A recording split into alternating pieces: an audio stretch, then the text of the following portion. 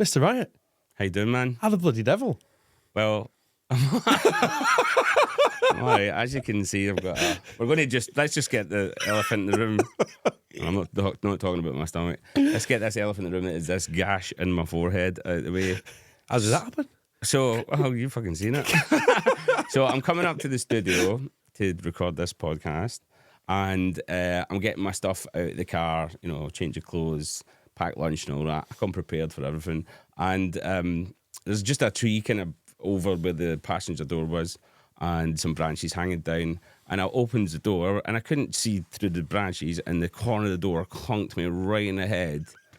And I'm like, looks like a wee scratch that. And then when I'm walking in through the door, I was like, I could feel it trickling. I was like, is that trickling down my head? And you're like, oh mate, you're gushing. I was like, so pre this as we're setting up, I've just had like a bit of toilet roll stuck in my head. And here we go. So yeah, I'm an absolute helmet. Or like you said, you need a helmet. Mate, well, it's really good to see you again, and obviously thank you for making the trip down. Really appreciate it. So, obviously, there is so much that has happened since the time that you started this, but it's actually coming up to the 20-year point of when you started doing this. Well, the 20th. It's my 20th anniversary of being a professional in inverted commas. Yeah, that's a very loose term because. Well, when I explain what professional is when I quit my job and went full-time into being a DJ, a producer, and all the other things that entailed with that, being an artist. Yeah. And that was the point where I quit my job and, I really thrust myself into it. I was like, there was no going back. And it's quite an interesting story how I found that out, because I'm so all over the place with a lot of stuff, and I was teaching at a college in London and doing music production and stuff like that. And a kid, one of the kids we were teaching, I say kid, he's, maybe 20, 30, kid to me. And he was like, how long have you been doing this? And I'm like, a long time, man, like since the 90s. And he went, no, I mean like professionally. And I was like, I've not really thought about that before. And I went, I started in 2004 is when the summer of 2004 is when I went pro. Yeah. And he said, that was 20 years ago. And I was like, whoa. It just kind of dawned on me. Innit? And, we're already into late January then. So, if I had a bit of foresight, because I've been so busy with loads of other stuff, I was doing teaching, I do, all my music production, I do ghost production, I DJ, run the record label, loads of other stuff. There's a lot of people know that do follow me. And if you don't, then, we'll get to know through this podcast. Yeah. It wasn't on my radar that there was a kind of, there was a landmark moment in my career coming up. Yeah. And it was just that one, a curious comment from a pupil that I'm teaching, because he's somebody that's wanting to get ahead in the industry, and I'm trying to teach him everything I know and all the mistakes I've made or not to make. Yeah. And he's asked me that question, and it's just dawned on me, oh my God, it was the summer of 2004 when I finally quit my jobs and any sort of, realm of employment or unemployment, and went full time as a business. Yeah. I was like paying in a serious tax profession and that kind of stuff, and yeah, it's a serious profession. I mean, I've been doing it previously, and we can get into that as well. But that kind of made me think, right, it's 20 years. It's something to be celebrated. And if anyone's been following my socials, just Facebook, Instagram, TikTok, just Joyride 2.0 after the backslash. Is it a forward slash? I can't remember. Forward slash. It's a thought in my head. That's a backslash. It's a bad slash.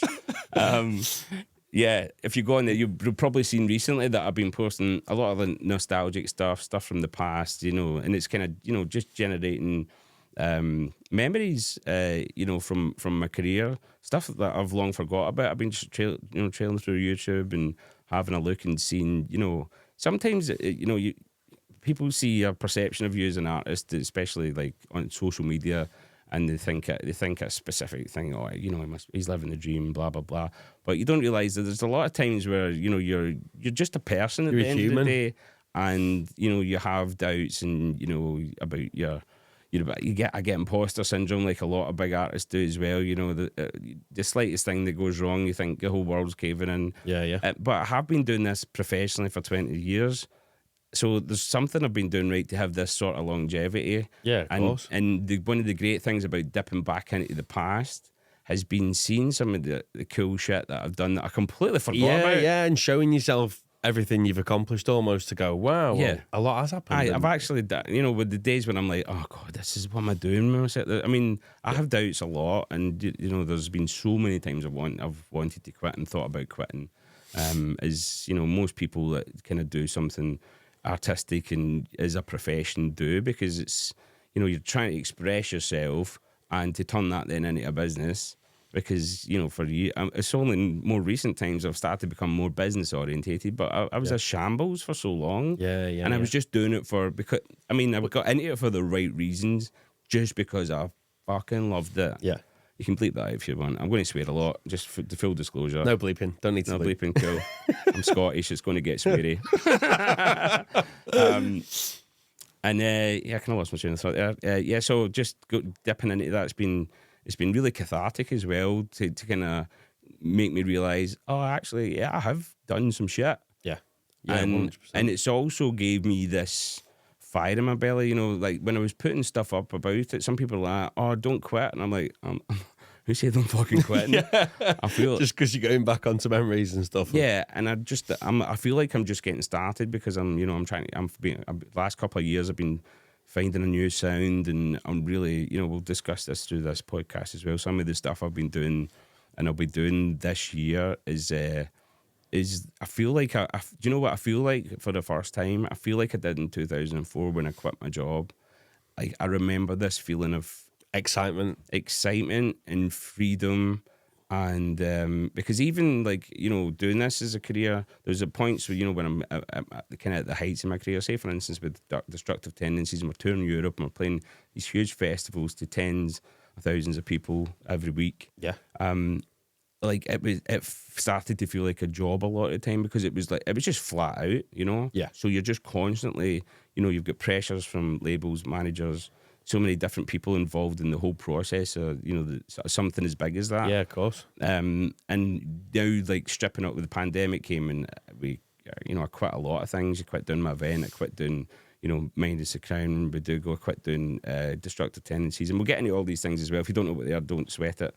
We'll explain them. But I quit a lot of things that I was doing outside of just Joey Riot. And I kind of wanted to get back to basics and just do something that was just me. And it's took a while to get to this point where I'm like, I felt like I did in 2004. Yeah. Because when I did quit that final job, I was so skint at the time. I say I was a professional. Like, I had barely enough to pay the bills. Sometimes I didn't get paid. Yeah. Yeah. But I was eating beans and toast a lot of the time. But I was going out. Every morning I woke up, I was like, as if my job is just I make music. Do you not feel like ever since, and probably still to this day, do you not feel like every day you're skiving? I feel like, let me just turn them down. I feel like ever since I come away from my normal job, yes, I felt like I've been skiving ever since. Yeah. Even though I've been working harder. Yeah. I feel like I'm doing something naughty here. Like, I should be somewhere. If anybody's watching from the college I was teaching at Haringey in London, I would say to them, I'm like, I feel like I'm conning everybody here. Like, I'm coming here and I'm getting paid just to talk to you about my career and what opportunities you can have, and then I'm getting money for it as well. I'm like, this is ridiculous. This is great. So I mean, for I don't know about the skiving thing, because I've always been, and like yourself, you're very driven. I know how hard you work, and this is why we're doing stuff together. And we're going to get into some of the plans we've got. We're unleashing, and this is kind of the start of it. And I think it's working with other driven people is always something that's it's kind of kept my longevity as well in my career. Because if you're working with people and they're like, that's my limit. I'm not going to want to do anymore. And I'm happy, and they're happy with their. Well, I mean, fair play, that's fine, But it's whatever makes you happy, innit? Exactly. Whereas I'm never. One of the things that I've kind of found out is it's not the I've made it, because the journey never ends. No. It never actually ends, because there's been a lot of points in my career where I put a post up or a video, or like I've had like these goals I've set out, like with the DT, it was like I want to play on Dominator main stage, and done it half a dozen times or something. Yeah. And then it was like, am I fulfilled? Am I fuck? Yeah, like yeah, it was yeah. once you get to like whatever the goal is, because the first goal I set out in 2002, I think it was, or 2003, was I want to get a record out in 2 years. Yeah. And this is before I went pro, so I'm like, and I want to get a record out in 2 years. If I can do that, then that's a major goal accomplished. Yeah. And I know that this is, because I was in kind of last chance saloon. I'm 26 at the time, and I was like, I'd been made redundant from my job, and I moved to England because I was getting a lot of trouble up the road in Glasgow, and I was either going to end up in jail or dead. It was just rough. Yeah. Rough as dogs, man. Just the stuff I was going through personally, anyway. And when I moved to Barrow and Furnace, I was on my own. I had no family, no friends, and I was like literally at the lowest point in my life. And it was like, when you're that low, it's like the only way is up, you know? And it was something that I always wanted to do. I've been doing this stuff since the 90s. I've been into the music since like late 80s. When I was a kid, like a child, I was given rave tapes, and I was like, oh man. I wrote a track called Born Too Late. I wish I was born like 5 or 10 years earlier. And people might go, oh, what age would you be now? But I feel like I missed out in an era. I was getting that everyone wanted to see, like, yeah, because it was a movement, and I was lucky to be a part of the kind of latter stages of that as a raver, going out in the mid 90s. But then things move on, and nobody's seen that as a real job opportunity. Like everyone around me, like, you can't do that forever. It's that same old thing, innit? With everyone, and it's the same with me. When you go, right, I'm quitting a job that pays me 100 odd grand a year, you're stupid. What do you just say? Why are you quitting that job? You can't do that. It'll never work. This, that, and the other. And a couple of years later, it's working. Do you know what I mean? Yeah, and it's a bit. What you think? The thing is, I grew up really poor. We had to save up to be poor. That's how poor we were.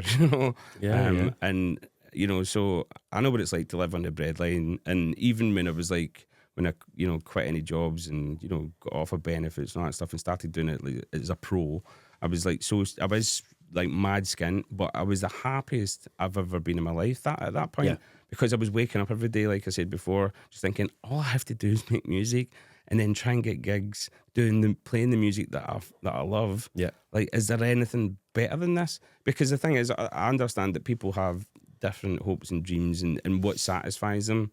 And some people need material things, and material things are nice. It's nice to get a nice pair of trainers or a car or a house or whatever. Yeah. But those things really quickly fade. That dopamine hit wears off. You get from a new pair of kicks. I'm like, oh, I love these trainers, and now I've got them on. I'm like that buzz, them coming through the doors is gone now. Whereas the thing about there is a similar thing with the music career, and I guess with your career as well. Like, you have the buzz of working towards the goal, and then when the goal's completed, it's like, just move the goalpost again. It's like you go, but then you've got something to keep going for. Yeah. So and it's the thing is as well, it's really scary to jump away from something that's so safe and secure. If you've got a job that gets a regular paycheck, you work hard, you keep your head down, and you're making sure all your bills are getting paid every month.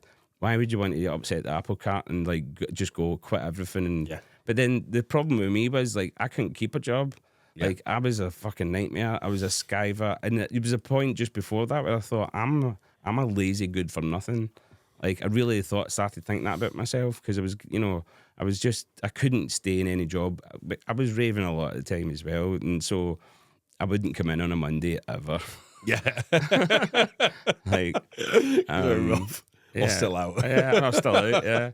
I was a professional raver, let's say that. And even through my DJ career, that continued. But, so, I was constantly getting sacked, and I was also somebody that couldn't take being told what to do off like these middle management people that were on like a 50 pence an hour more than me, who were like pure jobs worths. And they're getting nothing from this, multi-million dollar or pound company. And they're treating me like dirt on the bottom of their shoes. And I wouldn't take the crap.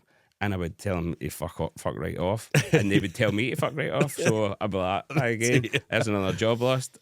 So I realised that I couldn't function in the real world for a start. And then I get made redundant from my job in Scotland, which gave me kind of enough money to get a half decent PC and a set of speakers.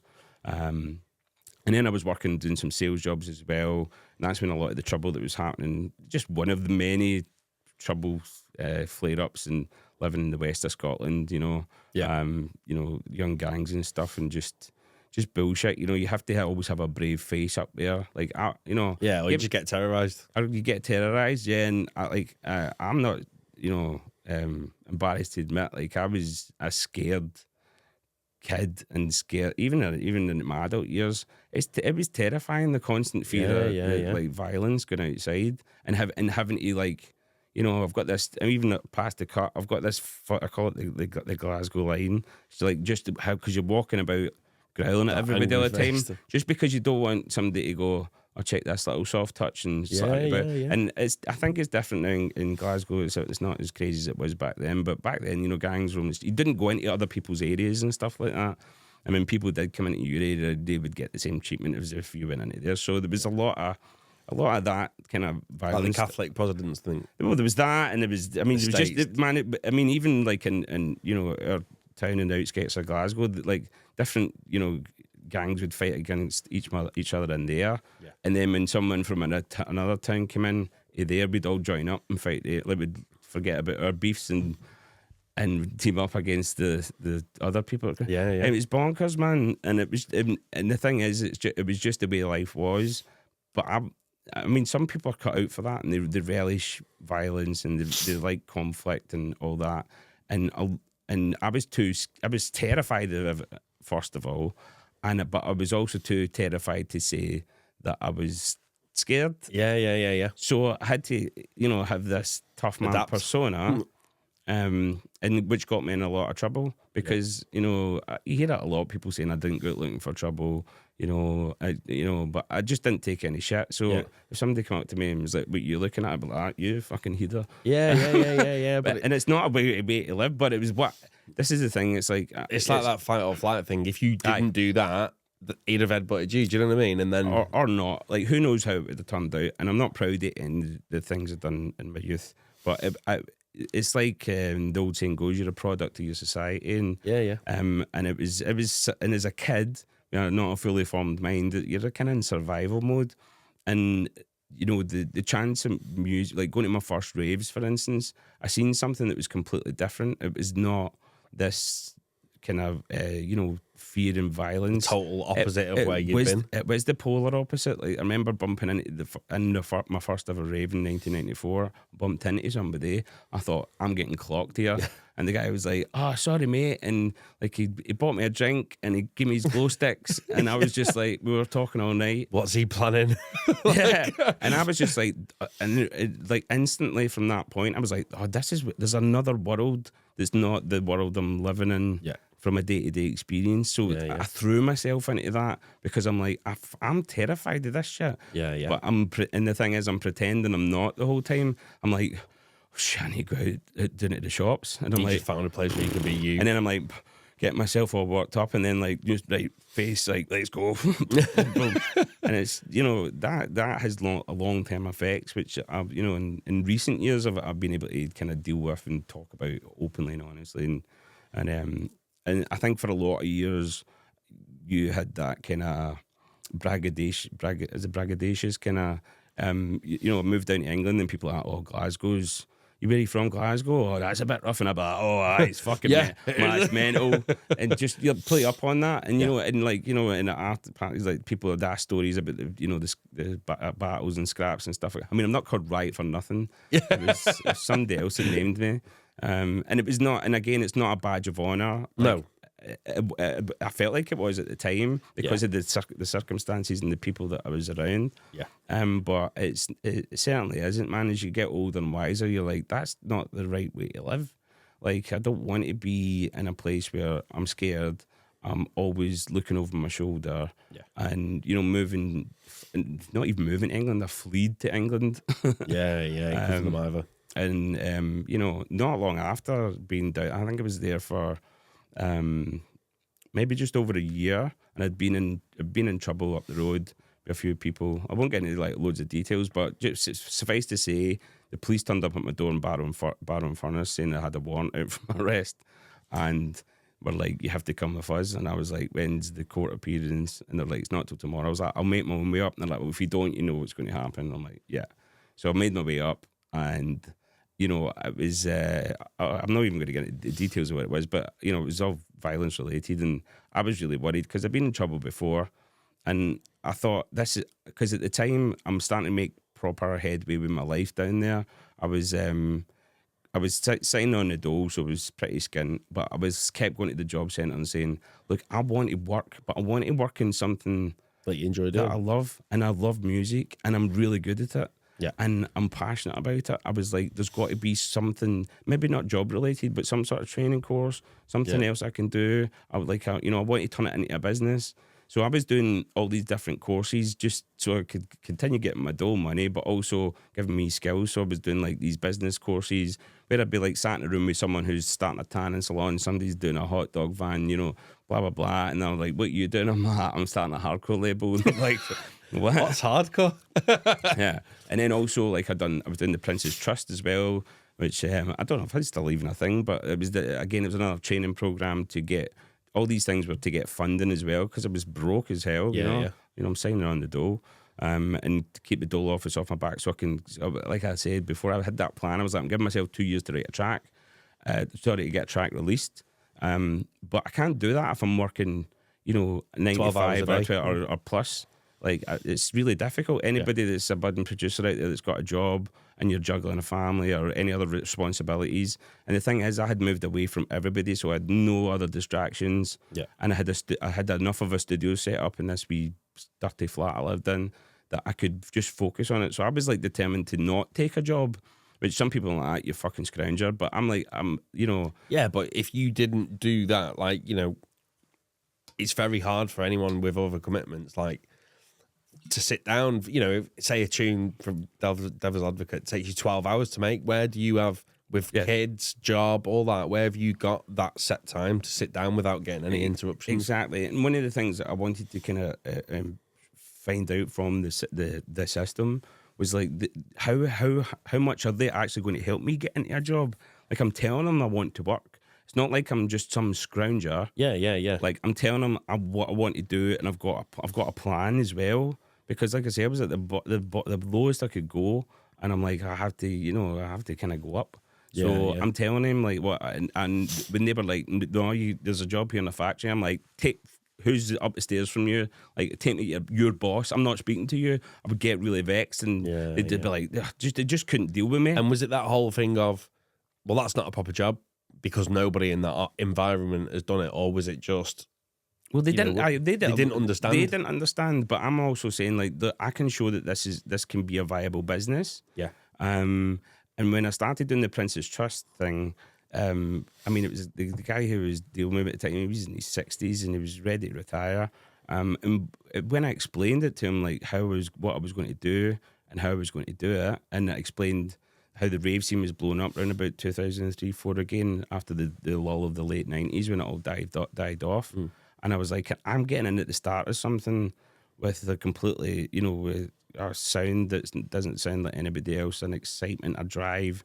I told him about my past and everything else, and he believed in me. Yeah. So he's like, we should, you should go through the process of. So with the Prince's Trust, for instance, like a lot of funding things, you have to go through a process of like building a business plan.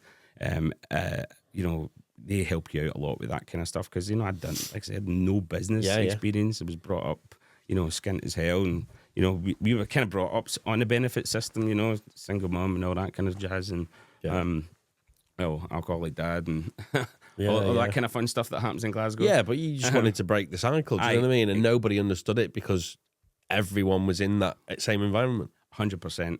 100%. Yeah, it was everywhere I looked, that's what it looked like. So it was just normal to me. But when I moved away, I was like, oh no, and also even just going to the raves, I was like, there's another world out there that I don't want to be a part of this thing that I'm in. I want to be a part of something else and really try and make my mark and just better my life. Like I said, just wake up and be happy. Yeah. Because I was waking up every day miserable, scared, and and every other adjective of yeah. I mean, even that, I saw something. I watched something the other day, and they did like a survey, and I think it was 83% of the world is unhappy with what they do. Yeah. So like, 3/4 of the world is unhappy. Yeah. So it's like bonkers. Do you know what I mean? Yeah. And you don't get. This is the thing as well. You spend the most amount of time, like when you're at work, like with these people that you don't know, and most of them are dicks. Yeah. I mean, if you work in a place where you're working with people and most of them are your pals, you're very, very lucky. Yeah. You're a very lucky person because I mean, I worked in some places where there was some cool cunts and it was, you'd have a giggle and that. But there was always some arsehole boss. Yeah, of course there was. There was always somebody and I would clash with every one of them. Yeah, I was exactly the same. Yeah, I can't keep my mouth shut. No. And even in the music industry, I can't. And it's been a plus point and a burden at different areas. But I think part of my growing up of having to have this "don't fuck with me" exterior really helped. It made you resilient, like it made me very resilient, and see the world for what it is, and like my biggest one, and same thing always at work, but this was a massive plus point, and even the owner of the company that I worked for many years ago, he spoke to people like shit. He was the most horrific person ever, and I walked into his office and I said, "You speak to people like fucking shit. If you ever speak to me like that again, I'm going to come up here, I'm going to throw you over your desk." And he just went, "Well, okay, I'm really sorry." Never spoke to me like that ever again. But I was like, I don't care, or still now, I never cared what title they had, how big they were, or what kind of person. If you're in the wrong, you deserve, if you're being a horrible person, you deserve to be told that you're being a horrible person. And a lot of time, there's various points to that. Power corrupts people and makes them, think they're better than they are, and everybody below them's a piece of shit, and so they've got that excuse to talk to them like that. And also, one of the things in my kind of older years as well is saying, like, I don't know what's going on in their life day to day. Like, they could be having the worst time at home. Their wife's a bitch, or the fucking dog ate their homework. I don't know. Whatever bullshit, or they've just had banged their head on the car door. Yeah. There's a multitude of things and that's one of the things where I've lost road rage because of that. I used to have really bad road rage, and then I thought, like, I don't know what, like, when somebody like cut me up, and then I'd be chasing after them and stuff. It's not benefiting anyone, is it? No, but then I would think, like, what happened to them this morning that they're so angry at something so trivial, and why am I getting so angry in response? I mean, I've had a lot of anger issues to deal with in the past because of my my growing up, how I was growing up. Yeah. Which I'm still, I'm work in progress. Yeah. Always. But yeah, that's it's just a way that people act towards each other, and you have to navigating that is tricky for a day to day. So, like, trying to find something, back to the point, is trying to find something that I was happy doing. I realised, and I know people like that, money doesn't create happiness, and you always hear that for rich people. Yeah. And then people that are got no money like that, it's all right for you to say that because you're loaded. You've got it, yeah. Anyone that doesn't want to be not rich but financially free is lying. Like, whoever doesn't want, if anybody ever tell, I don't care about money, this, that, and the other, they're lying. Yeah. Because if you sat there and your bills were bouncing every single month, you'd be stressed. The stress, yeah. The only thing money the only thing money really does, and I found this out because I've had various degrees in my career where I've made more money and less money, and and when I was making the most money, I was actually the least happy. Yeah. And, you know, some It's people the might same look at with that that and job, go, but I just quit. They might go, but then I was working myself to the bone. I wasn't doing exactly what I loved. And I had been from a very poor background, so I knew what it was like to be the player. And I was like getting buying stuff to make myself happy, and I go on a holiday and you know, and all this stuff, which, you know, was cool for a short period of time, but like fundamental things. This is one of the things that you know, getting a wee bit deep here. Like, I was so driven to make a success out of my career that I sacrifice. I mean, you know yourself, you have to sacrifice a lot to get anywhere in any sort of, like, you know, in anything anything in your life. Like. Yeah.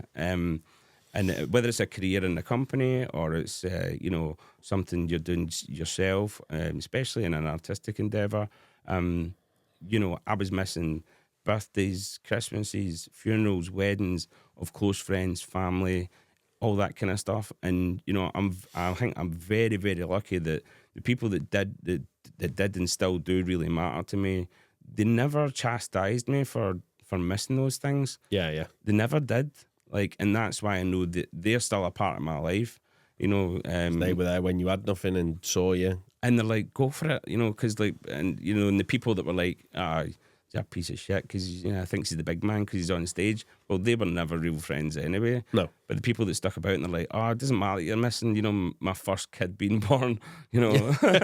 You'll see him tomorrow. Yeah, just go and do your thing, you know, like that. And that, you need that kind of support to really think my head. But one of the things I realise, again, you know, go through this 20 years thing, you know, you get older, you definitely get wiser, and it was about balance, and I had no balance back then. It was just laser focus, which, you know, if you look at anybody that does well in anything, and, you know, I'm no Michael Jordan or anything like that, but, you know, I always watch a lot of documentaries about anybody that excels in their field, whether it is a Michael Jordan or, you know, there's a few decent basketball ones out, like there's a Shaq one.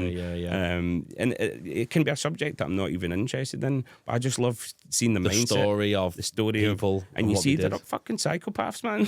Yeah. They're just like they have to win. Is it like Warren Buffett? Have you seen that one about Warren Buffett? No, excellent. But he's a lunatic as well. He's the most calmest person ever. Like, the guy, he's one of the, I think, if not the richest man in the world. He drives to work in a Hyundai every day, and he has like loads of jars in his kitchen, and this is like how simple his life. He's literally got billions and billions and billions in the bank, and he'll put like these jars. He'll get like 10 jars with 3 specific different amounts in. He'll drive a Hyundai to work, and every day he'll pick out one of these jars, go to the McDonald's drive-through for breakfast, and you go, right, what have I got for breakfast this morning? Right, there's £2.36, so that gets me my little sausage and egg McMuffin and a drink. And like, he's just so tight. Yeah. That's what I mean.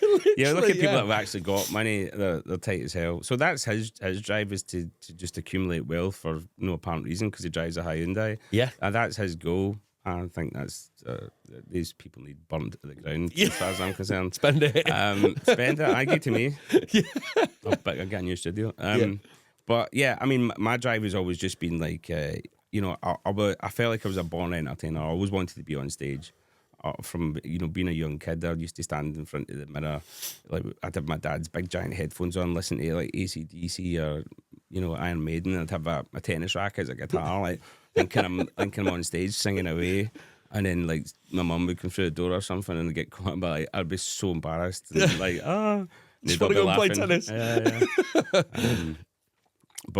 So I've had that bug from a young age. But one of the things, like, you know, when I was really young, was I was like, and people might not think this, you know, watching my career, I was like chronically shy, like to the point of like I would just freeze around people I didn't know. Yeah. And you know, as a child, I was a fucking nightmare. Like, I would scream the house down. I was a wee mummy's boy. Like, if my mum left me, I would cry and scream until she got back. It was weird though, you know. I mean, I was very mollycoddled by her, but then, you know, there was a lot of violence in the house and stuff like that as well.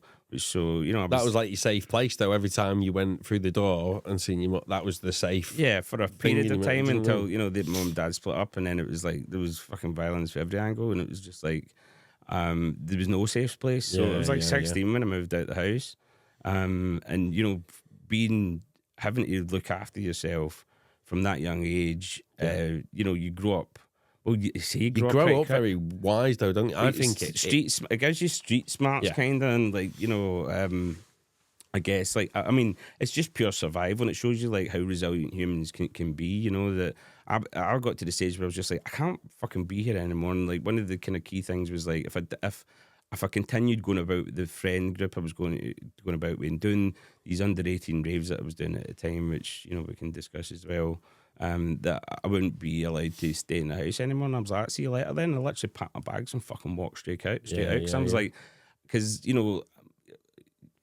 from my mum's perspective especially, she wanted me to go to university and do things like better myself, which, you know, my sisters had done.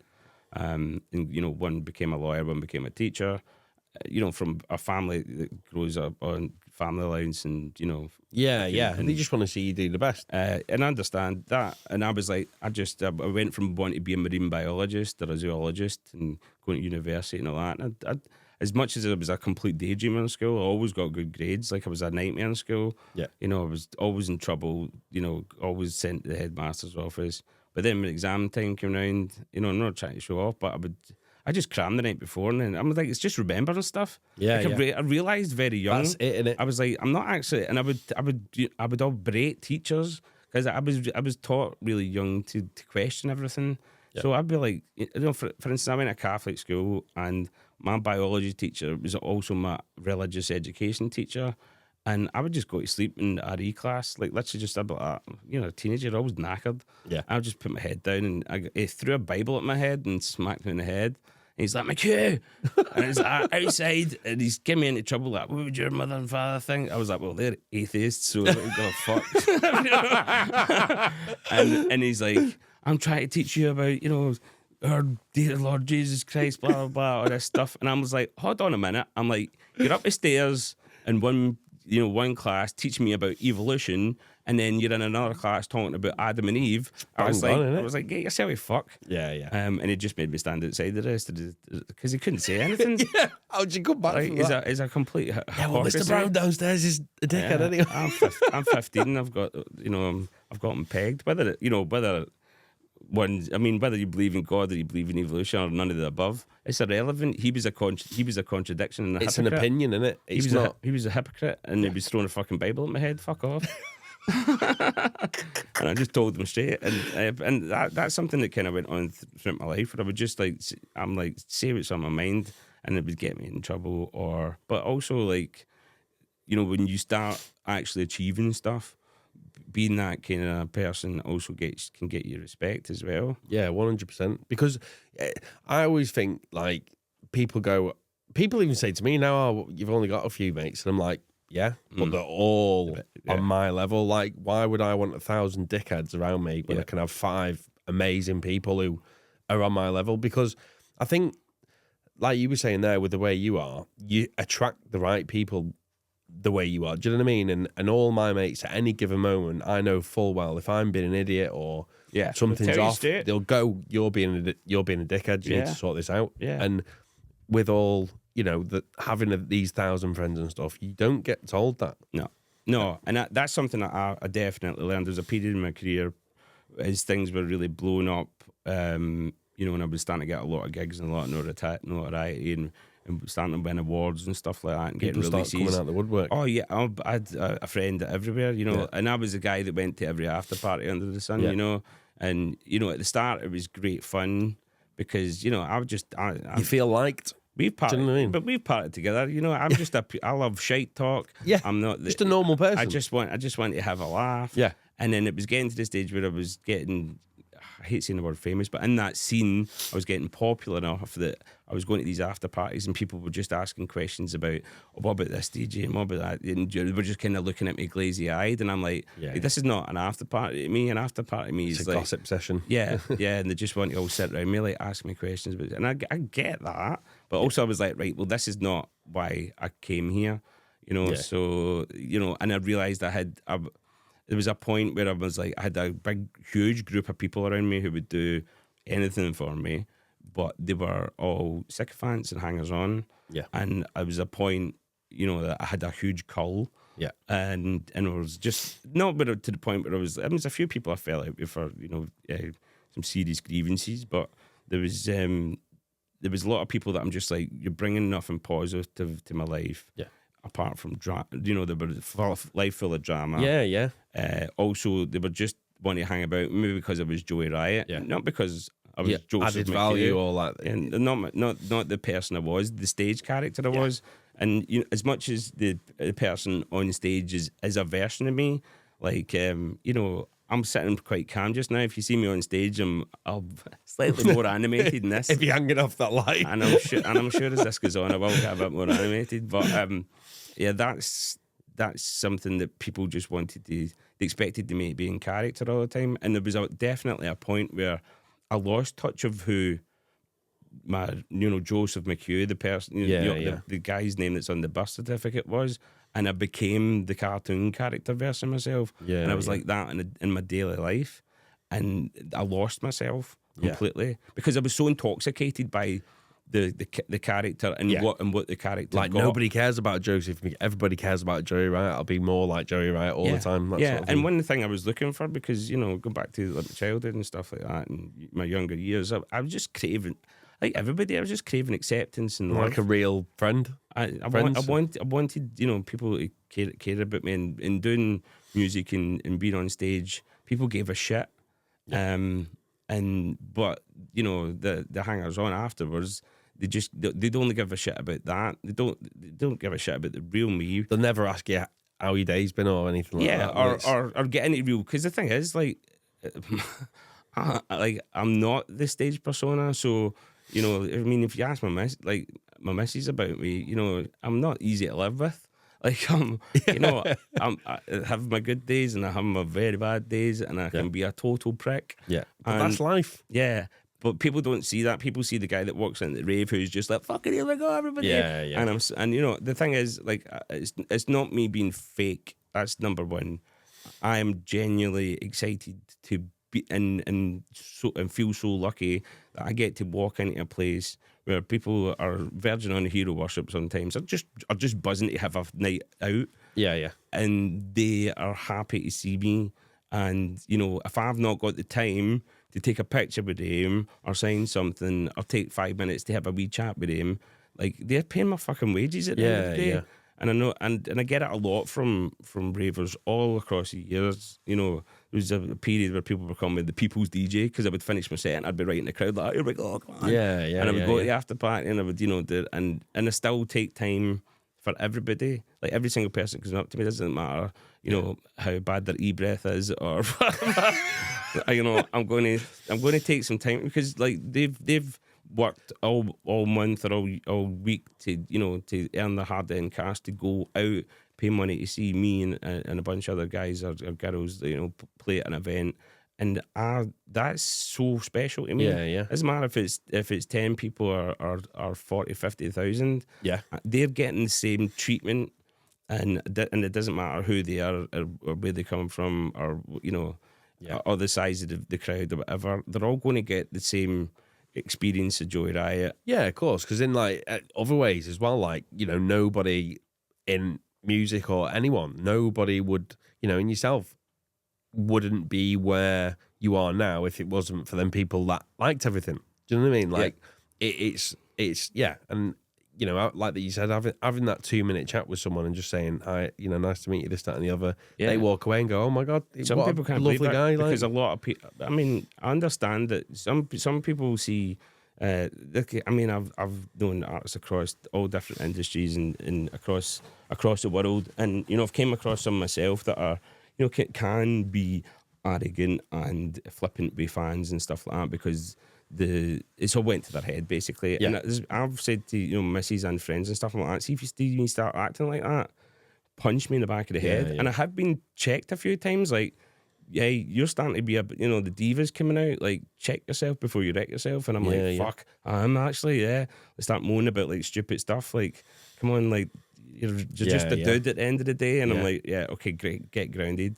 I remember I showed somebody a flyer, and I was one of my heroes growing up, Scott Brown, and I was above him on a flyer, and I was like, check this out. And I think it was my mum at the time, saying she just didn't even say well done, and then she just went, have you got an arsehole? And I was like, what?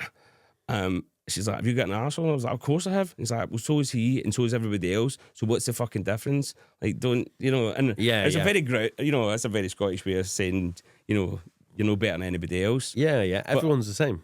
But, at the weekend, I get to go up on stage and, be very fortunate that I can do my thing and even just sitting in my studio and making tunes and then seeing somebody else play them out and stuff like that, and the joy that it brings people who have, we've talked about like me doing these, jobs that I hated, and you might not be doing a job you hated, but everybody needs a release, and even like when I'm working in the studio all week. Especially when I was younger as well and I had a bit more energy, I can be working, 12, 14, 16, sometimes 20 hours a day. Yeah. And you would know what it's like, especially when you're trying to build a business. And you've not got a clue how to run a business. Yeah. So you're just doing everything and anything, and plus you've got this passion and drive for it. That was the main thing. Like I didn't want to do anything else. Like the TV was never on. I didn't play computer games. All I done was make music. I'd stop the computer and I'd pick up my guitar. It was all doing something. And people look at you as like you're mental. Like there's something wrong with him because it's like it's just because they've never had that or a passion or drive and willing to put that work in. But people, like I've found, even still now, people don't understand when you've got that and you want to punch a fucking hole through the wall with it. Yeah.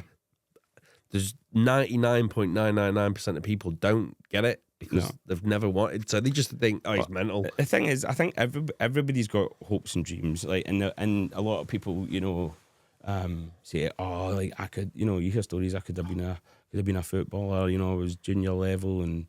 I got picked off this team and then I had an injury and what could have been, all this kind of stuff. And it's like, fair enough. But then again, it's the security thing, which I completely understand, It's the blame culture. Well, there's that as well. But then there's people that, that end up, you'll have a family or you'll end up getting a mortgage and you'll have these responsibilities that you have to take care of.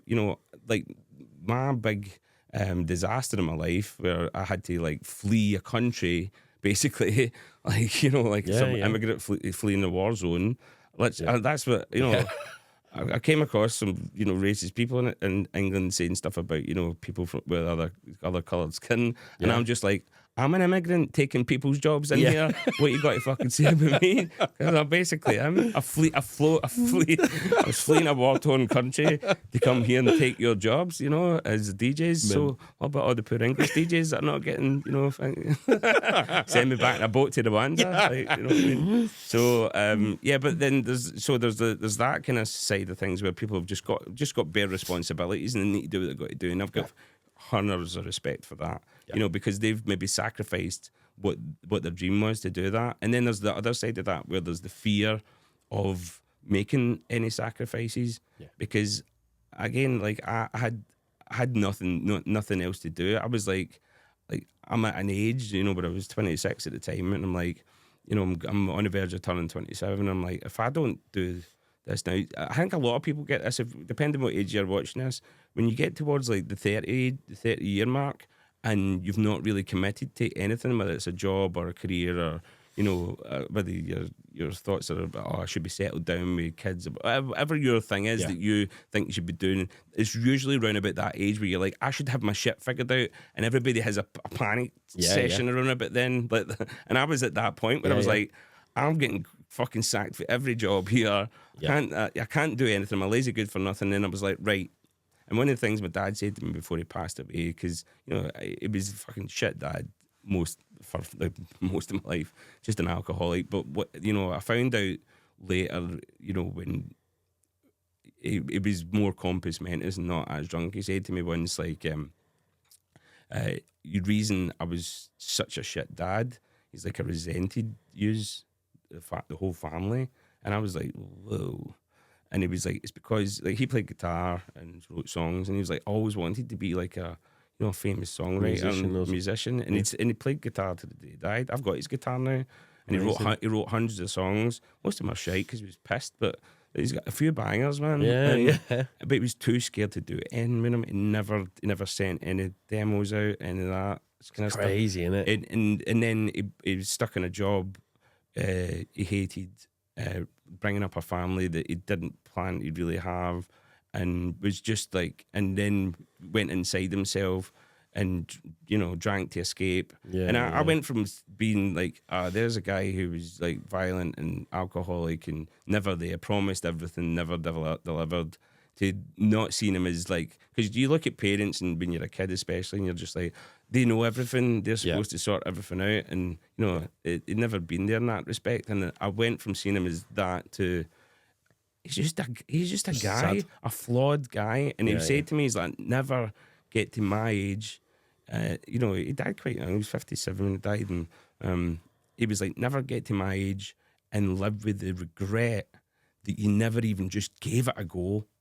And man, it fucking, you know, I still get a wee bit upset thinking that. It's the only thing. I can talk about my dad all day long, but when I think about that one statement, it fucking hits me like thunder. And do you think you, like, obviously on the whole, like, musical journey side of it, do you think you almost look back at your dad and think, right, okay, I'm gonna use this to make sure 100% fuel. And you can see when we get a wee bit emotional there, it still resonates with me, because I'm like, when I got made redundant from the job and I was getting in all the trouble and I had to leave the country, and I was set up just with just me, a studio, and zero other distractions, no friends, no family, no support system, and I'm just like, the only person that can sort my life out now is me. So, you know, I get a lot of fucking things when I post stuff, especially when, you know, I've been posting stuff that's more successful. People are, oh, it's all right for you, you know, but... And it's all their hard luck stories. Yeah. And I'm just like, you don't know my story. Yeah. Like, and I know there's people that are a lot worse off than me that have, you know, done even better, or maybe their troubles have been so bad that they've just not been able to go over that hurdle. Yeah. But I had a determination inside me that, and especially that, like I say, that comment from my dad, and he died not long after, was like huge. And that when I said I gave myself 2 years to get a record out, I got my first record out in a year. Mint. And he died just before it came out, so he never got to see it, which was fucking heavy. Yeah. But that, again, it just gave me this, I was like, I done it. Like, fucking, I'm now properly going for it. Like. Yeah, it was like, I'm fucking 2 feet in. Yeah. And I was like, I don't care how old I get, or what age, like, I'm not ever going to stop this journey, because like there's not, and I think that's one of the things about when people, because like I say, everybody's got hopes and dreams and stuff like that, and maybe they wanted to do, I wish I'd done that in my life. I wish I had 2 lives. I wish I could have been the marine biologist. I know I'm mad into nature, and you know, and I'd love to have done all that, or a zoologist. I'd love to have had but I know I had to put as much time as I put into this career, into that career, and there's just no way. You have to kind of pick something and go for it. And that's what sometimes people pick something and they're like, this is what I really want to do. And then they realise 5 years later, I didn't want to do that. Yeah. And how many kids go to university at 18? Like pushed into it and, you know, not going, you know, I've got friends. One of my mates, she's in pharmacy.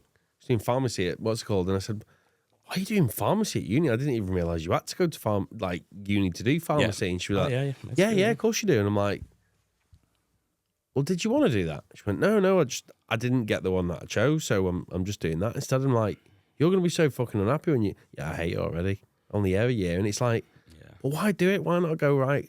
You know, she's a presenter, and I'm like, why not fucking go after that? Yeah.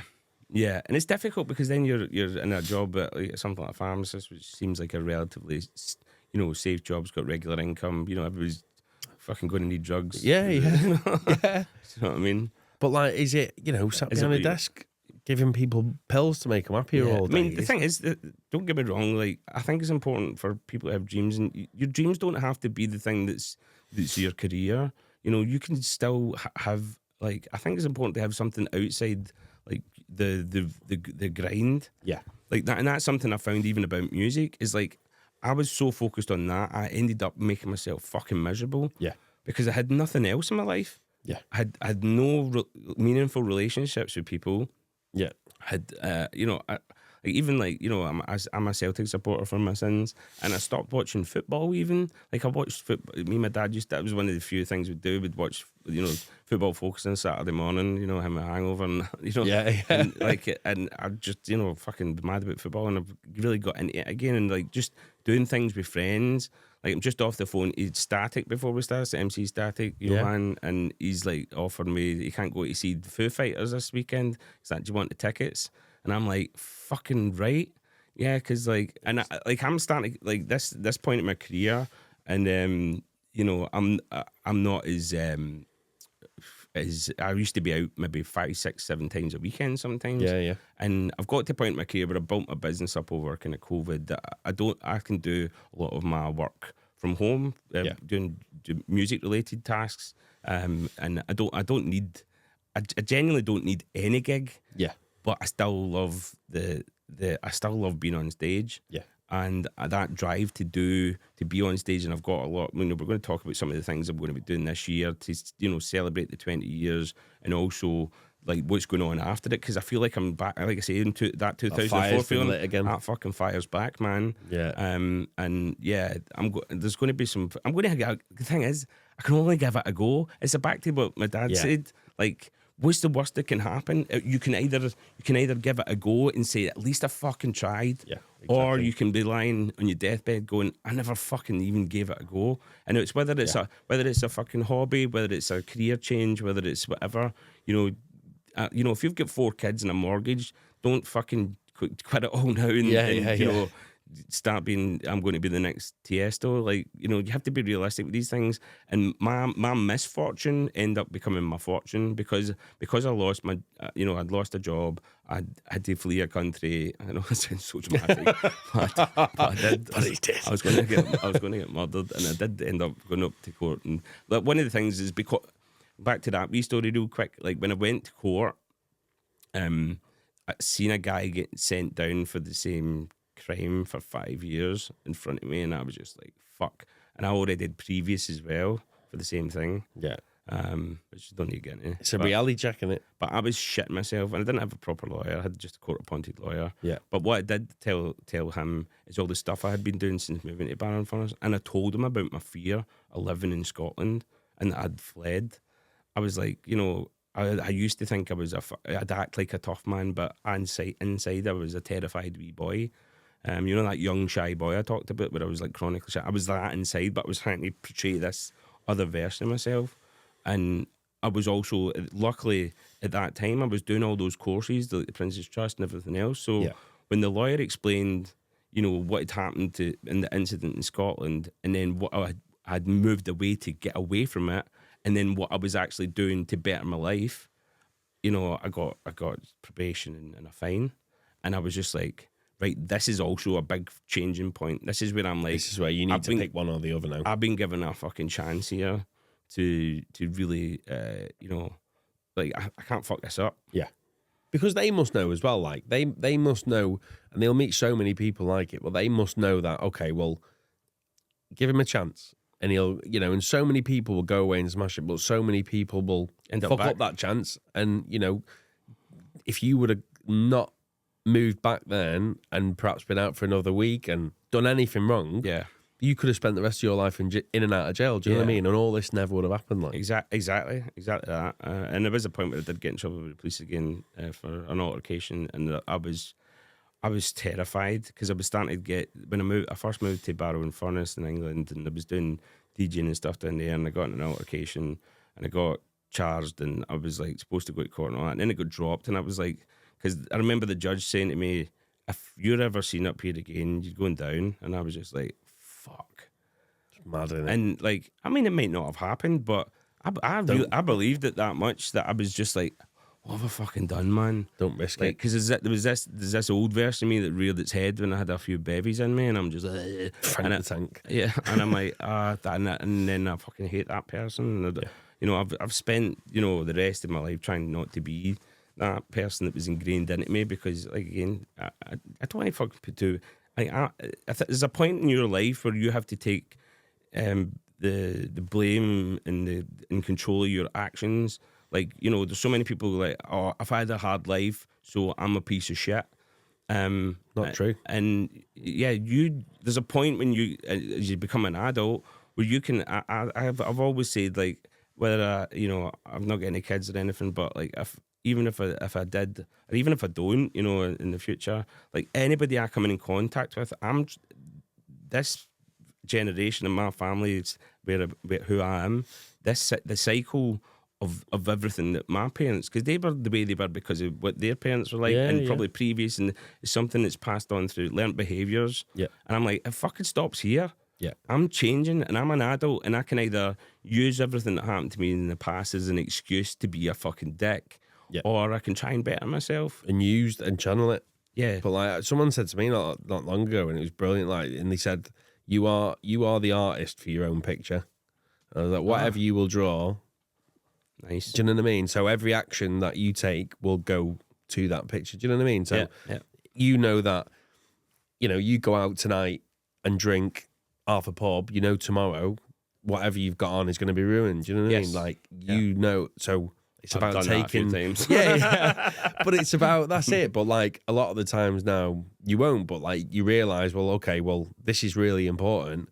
I need to make sure I do this tonight so that I can do that tomorrow to better myself. Yeah. Do you know what I mean? I think one of the things with my career, I've been known as a bit of a party animal, and like I would always just come up with the goods.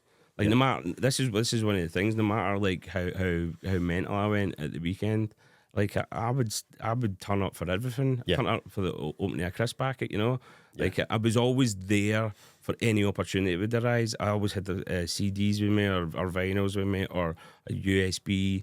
Like the amount of opportunities I've got, just because I'm there, I'm always and being there. reliable, yeah. I'm always there. You can always count on me. I being reliable, like people, and that was one of the things as well. Like I could never say no to anybody. Yeah. And that I kind of seen it as I wasn't doing it because I'm like I was expecting something back, but I don't believe in karma as a cosmic force, but I do believe kind of what goes around sometimes comes around. Not always.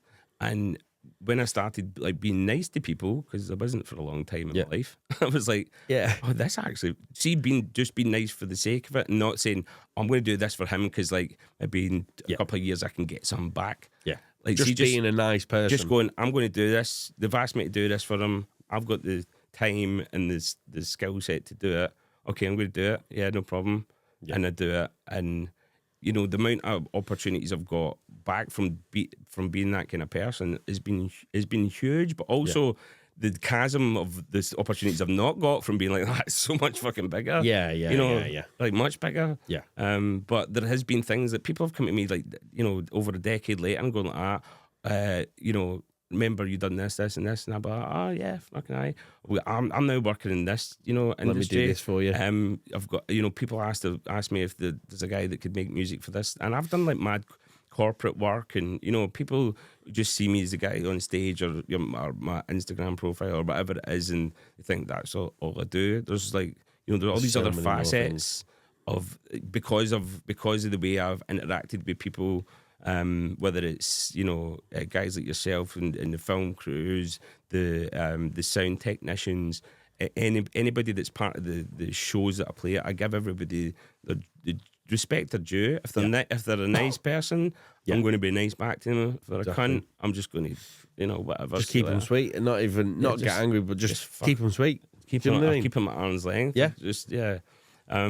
And that's stood me in a lot of good stead. I've had built some amazing relationships with that, both in a friendship level and in a career level, where I've got these opportunities that you think like, if you mentioned Joey Riot to somebody that went out raving from 2004 to 2010, they just think the mad UK hardcore DJ that used to climb up on the decks. Yeah. But, I was that, but I was also doing, all sorts of stuff. I was mixing down orchestras. I was making music for corporate companies, and I've worked for Vodafone.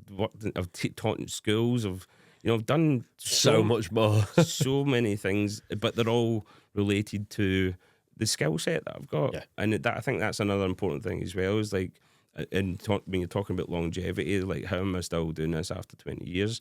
Because there's been points where I'm like, I'm not happy doing this thing now. Like there's a point where, we start talking about the music and the timelines of it. You know, when I started doing the Joey Riot stuff on my own from like 2004, say 2007, before Lethal Theory started, you know, I was like so laser focused on that, and that's all I was doing. I was doing the thing is, I was making trance at the time. Yeah. I was making trance, and I got a trance record signed, and I got bumped. Just took all the money for it. Yeah, and I knew that records had been selling in a record shop in Glasgow, because the guy who worked there was also my publisher and stuff. And I was ready. That was a point. I was like, I'm done with this. I'm quitting. And a friend of mine was like, oh, there's like, you know, hardcore's making a comeback. And I was like, fucking hardcore. Because when hardcore, I used to be into all the Scottish and Dutch stuff back in the 90s, you know, tough, bouncy techno, and it was, you know. And then when Happy Hardcore came along, I was like, what is this shite? You know? Yeah. I was never really a fan. There was a few tracks I liked, but I was never really a fan. So when I heard that these English artists, and then I heard that Scott Brown and stuff was making new stuff, and I heard some of it, and I was like, oh. Yeah. And I made one track called Saving Grace, and through my friend, I got a hold of DJ Si's phone number, and I sent him the track, and this was on, I think, the Monday. And he was like, I'm going to play at Hardcore Heaven this Saturday at the Sanctuary in Milton Keynes. And I'm just like, this is the first hardcore tune I've ever made. Like, I'd made old ones years ago, like, crap, like, you know, like, but trying to make it like Scottish hardcore. But this was the first like UK hardcore track I'd ever made. I sang on it. I fucking played guitar on it. It was like 8 minutes long or something. Bohemian Rhapsody. It's called Saving Grace. You might know it. Doing a few remixes. Sign Unknown done a remix as well, which I actually paid for with my Prince's Trust money, some of my grant money. So that was one of the things that I pitched. And Si said he was playing it out that weekend. And I mean, everybody knows the Sanctuary, Milton Keynes. It was a raving mecca, you know, from Dreamscape in the 90s through to Helter Skelter, Slamming Vinyl, any major rave event was held at those venues. You know, the Sanctuary, the Rollers, and what was the other one? The fucking three fucking warehouses there. When I heard he was playing that, I was skinning. I was living in Barrow Furnace. I pawned my guitar to get the money to go down, and I was like phoning him all week, going like that. You fucking playing my tune? He's like, yeah, I told you I was. I was like, you fucking better, because I've pawned my guitar. This is the character I was there. I don't talk to people like that now. I'm not that kind of person. I am sometimes, but more tongue in cheek. But like, I'd never met this guy before, and I'm like, you better fucking play this tune. Like, I was like, I've just pawned my guitar, and he's just like, fucking, like, what the fuck? And who was that? Scott Brown? No, Si. Yeah. And as size, you know, he was always doing the last set, like Power Hour. Yeah. This tape's still available. I think it's on YouTube as well. That's mad. And I went down to the event, and it's Hardcore Heaven there, and I'm in the Sanctuary, and all my friends are off or not. And, you know, I was trying to take it a wee bit easier, because I'm waiting on my tune getting played. Yeah. And he's on last. We've left Barrow Furnace. We had to leave about 2 PM, because it's like all the way from there to Milton Keynes. Like 6-hour drive or something. And everybody's fucking leathered in the car. Fast in the car. Yeah. I remember actually going down the motorway, and people were passing illicit materials from one car to another, because we heard rave music, and people were like, do you want a smoke of this? Do you take a bag of these? And then we actually ended up in a blowout happened, and we had fucking Gabba on full blast, and we had a blowout, and we were just spinning round, and I can remember looking at my mate, everybody's just screaming, but we couldn't hear each other, because the fuck is like, gang, gang, gang, gang, and we were just like, we're like, quick. And we just fucking spun around, and then the hard shoulder. Luckily, nobody got hurt, and we had in the hard shoulder, changed the tyre, and got carried on. And it was like fucking good start to the day. We still got them. Bloody hell. And then I'm waiting all night for fucking Si to turn up, and you know, he plays 6 o'clock in the morning, and he starts his set with my track, and I'm just like, first tune as well. Yeah, mind is fucking blown, and I'm sprinting the breadth of the event, like up and down through the front, because I'm at the front row, telling every single person, "That's my tune, that's mine. I fucking made that." I was so fucking hyped, and I'll be eternally grateful to Si for doing that. And yeah, that was it. I was like, I'm a hardcore DJ now, because I wasn't trying to be a hardcore DJ. I was trying to be a trance artist, and I still love do you think trance. it all went is that the point when it all went more serious then after that initial tune, or was it getting more serious with the trance stuff, or did it sort of? Yeah, it was getting. I mean, I had got a release. I went down to London to these studios, and what they loved the track, and they were wanting to sign an EP, and we worked on it more in this big professional studio, and made this track called "I Miss You," and it still sounds fucking great. Yeah. We went out that weekend with the guy who owned the label, and he gave a promo to I can't remember the club in London. But it was like Trance was huge, and kind of 2003, I think this might have been. Yeah. And they played it that night, and we're just standing watching the crowd lose their shit, and I'm like, I'm going to be fucking the biggest trance DJ in the world. That was what was in my head. Yeah. And then you literally just made the hardcore tune off the back. And then they fucked me over, and they literally, again going back to the person I used to be. Me and my friend drove down to London to the studios that we worked in, tooled up. Because I was like, I'm gonna leather this cunt. Yeah. And ready to kick the door down, and we were rattling on the door, and it looked like there was nobody there. And the neighbour came out and was like, "Oh, they left months ago, so they ducked sticks and fucked off." And we drove all the way from Barrow to London to.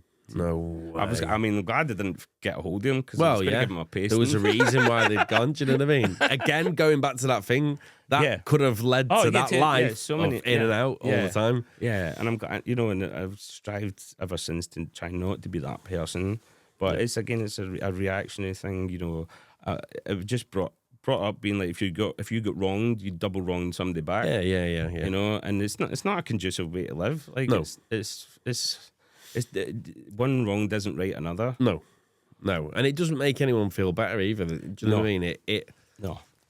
Yeah, it's not worth it. But like that was your second chance to go to that. Third chance even. Yeah, probably last one. And again, to go. I was ready. I was quitting then, but the thing is, when I moved to Barrow Furnace, I was doing loads of other stuff. I was DJing. I got fund when I got the funding from Prince's Trust. Yeah. I bought a set of Technics, a 600 Pioneer 600 mixer, a set of CDJs.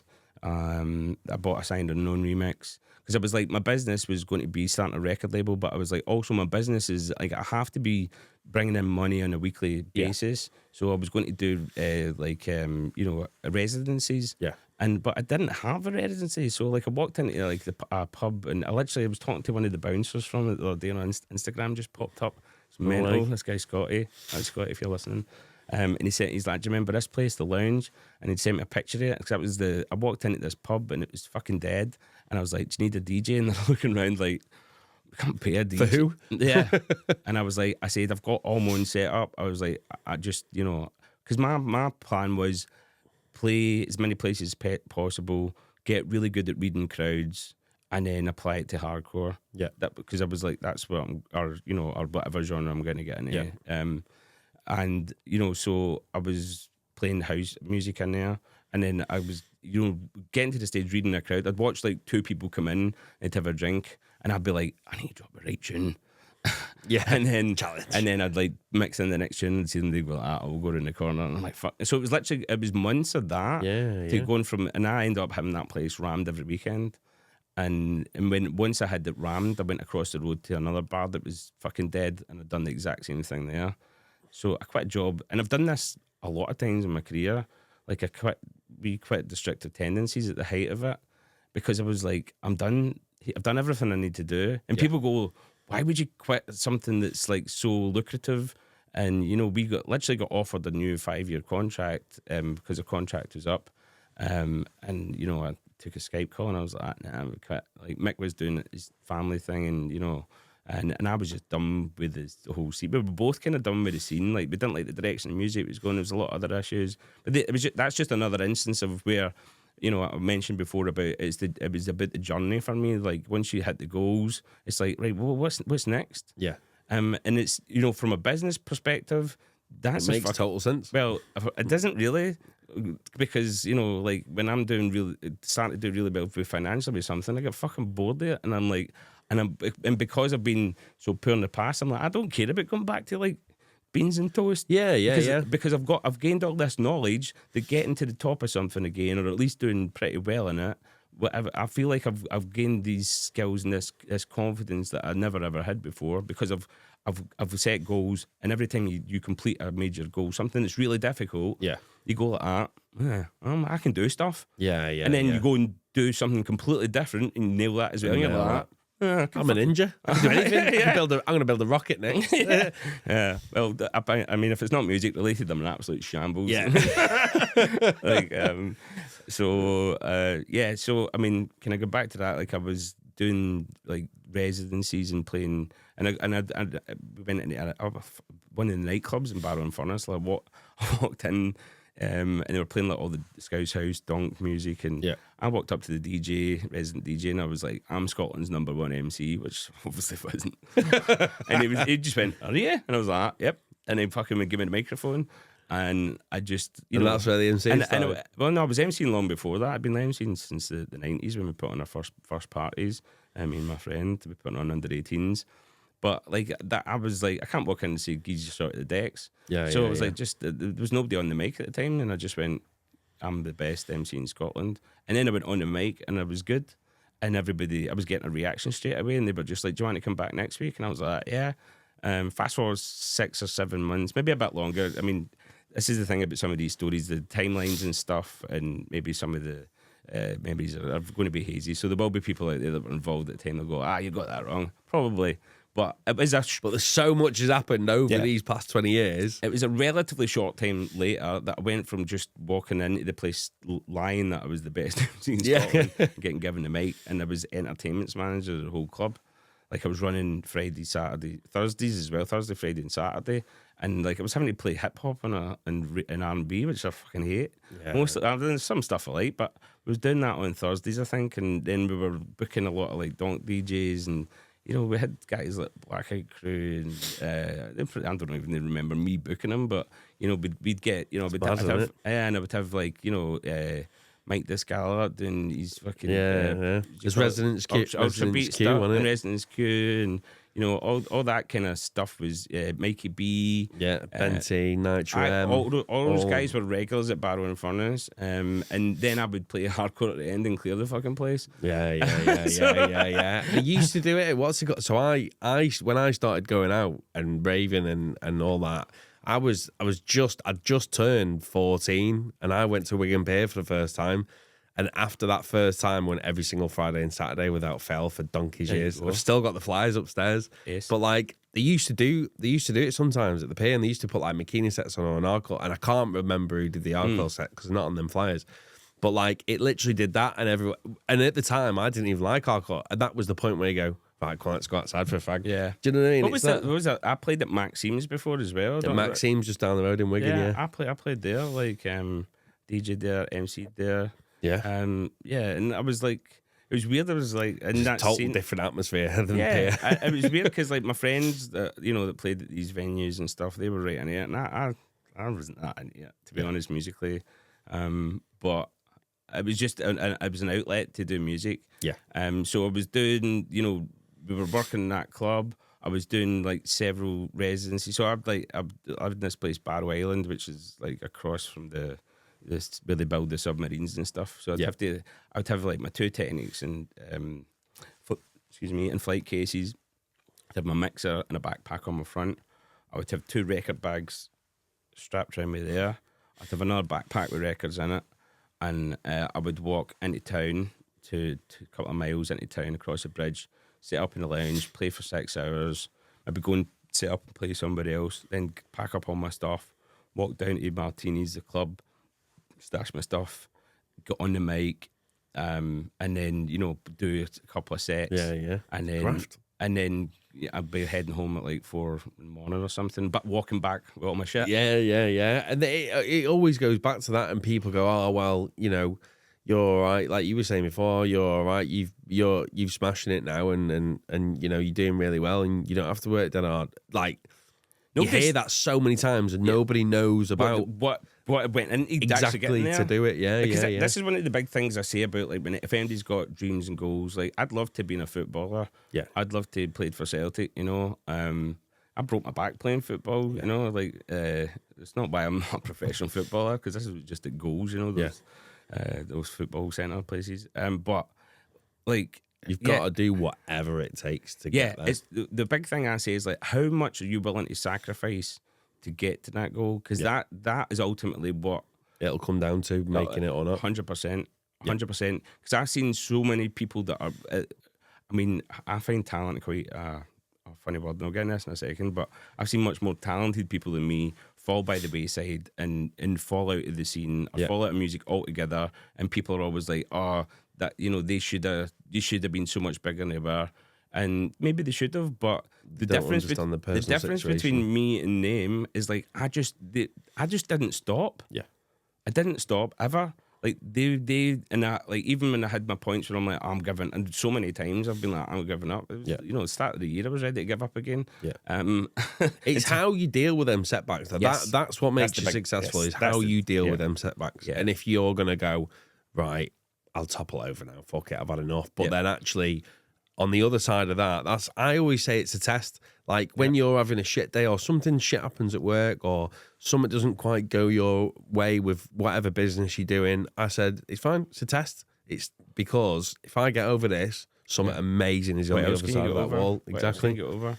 Yeah, exactly. It's because good things will always come after a bad situation. Like no matter what it is, I've always found if you're having a really shit time and you go, fuck this, I'm not letting this beat me, the following week you'll get like the best call you've ever had, or something will always happen. As long as you continue to have that drive. Because one of the things I feel like it's really important to feel the hurt and emotion of the rejection. Yeah, cool. Like take it on board, get angry, get upset, and use it. But then it's some people like that overwhelms them and they just go, I'm done with this because it's heavy. It consumes them. But you know, I worked in sales. It was one of the few jobs I was actually good at was sales.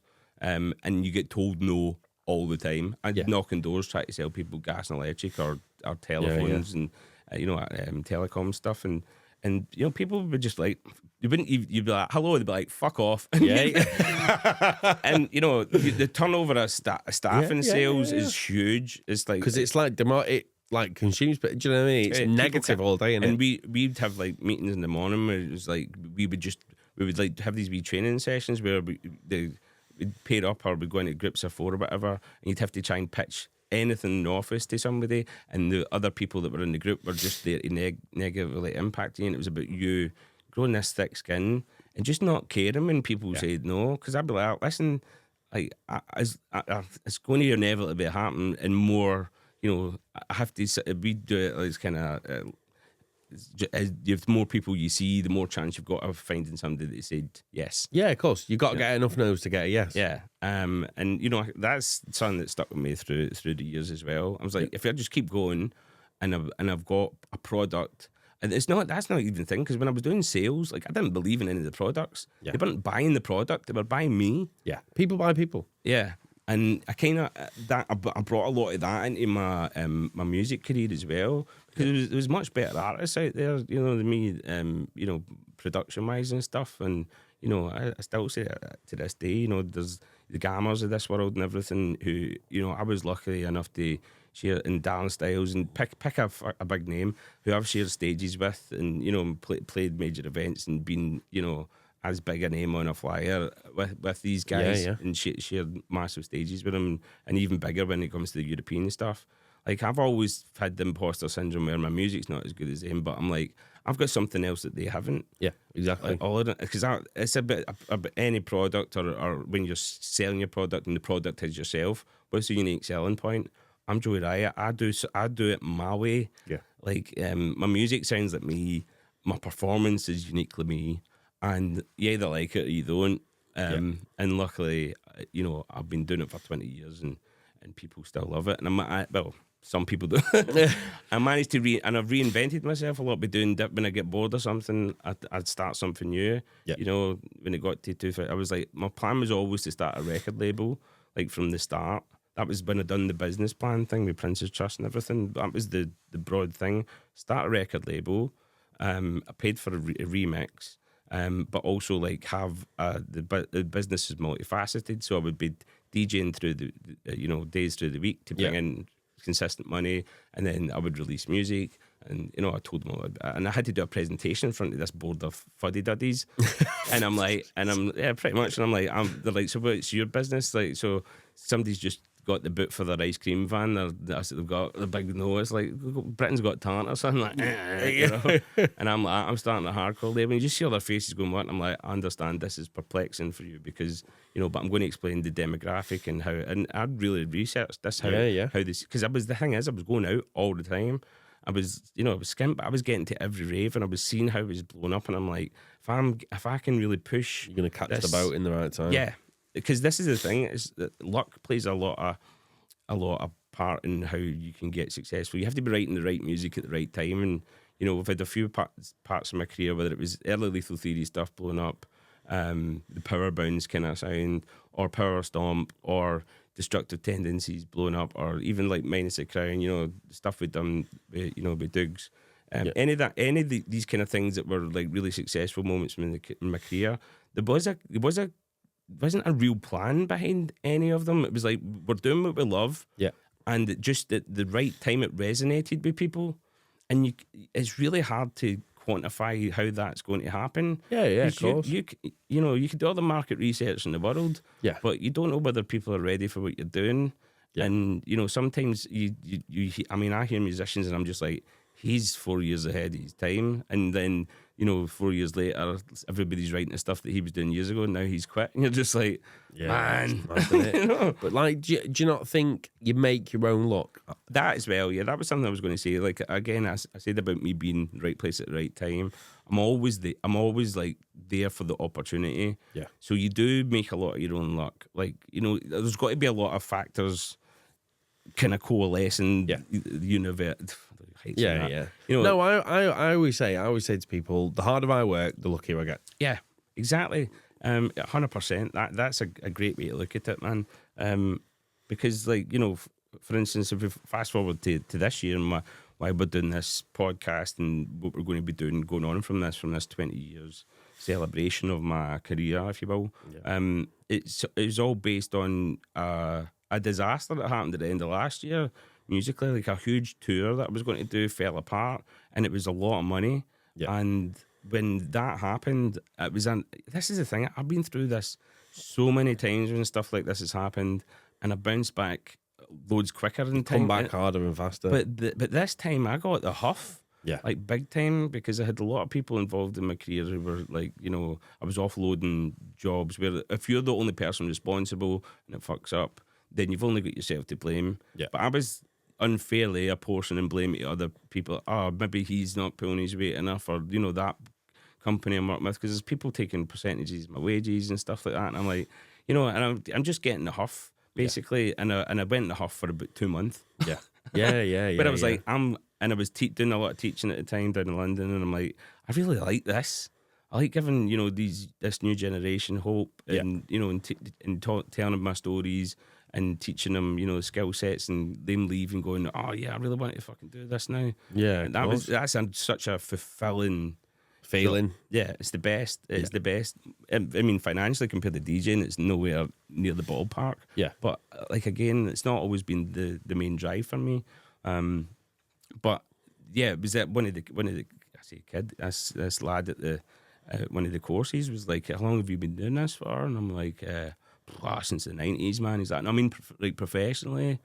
And I was like, 2004. That's 2004 I quit my job. I guess so. That's when you call it prolo. It was skint. Like that's the year. And he went, that's 20 years ago. And I was like, fuck yeah. So mentioning that has been a catalyst to realise that, okay, so it was the summer of 2004 that I eventually quit my job. I mean, I'd been doing the stuff in Bar and Furnace where it was like, all the DJing stuff, and I was earning quite good money because I was doing a lot of stuff, and we were putting on like warehouse parties and all sorts. Man, we were doing tons of shit. That place was popping when I was living there. Me and my mate Thian Brody, we were doing, and my other mates Wardy and Zuni and some other guys. If I didn't mention you, apologies. There's a lot of people who were doing so much stuff, and for music at that time, that place was absolutely popping, and I was an integral part of that. But I was like, I'm too far out the way of the country to do. I was starting to get bookings as Joey Riot. I had my first release, and I'm like getting booked like outside, and it's just getting to places like Bournemouth from Bar and Furnace. It's like it's the other end of the world, especially when you don't. I didn't drive until I was like yeah, I think like my 40s, 40, I think, when I was 41 or something, when I passed my test. You know, so somebody drove me everywhere or get a train or, Yeah. you know, so half my fee was spent on train tickets, and, you know, I'd go to Bournemouth for 100 quid and come back like minus 200 quid. And yeah, so it was like I had to make a move, and I moved to Preston, which was a bit more central. And I got a job, a part-time job for a very short time at the Carphone warehouse, because it was like I needed some money. Yeah. And I had to. They were like, you had to work, I think, at least one Saturday a month, I think it was, they said. And like, I think it was like 2 months went by, and the Saturdays that came around, I was like, I can't work them, got a gig. And they took me into the office, and they're like, listen, you're still on probation here.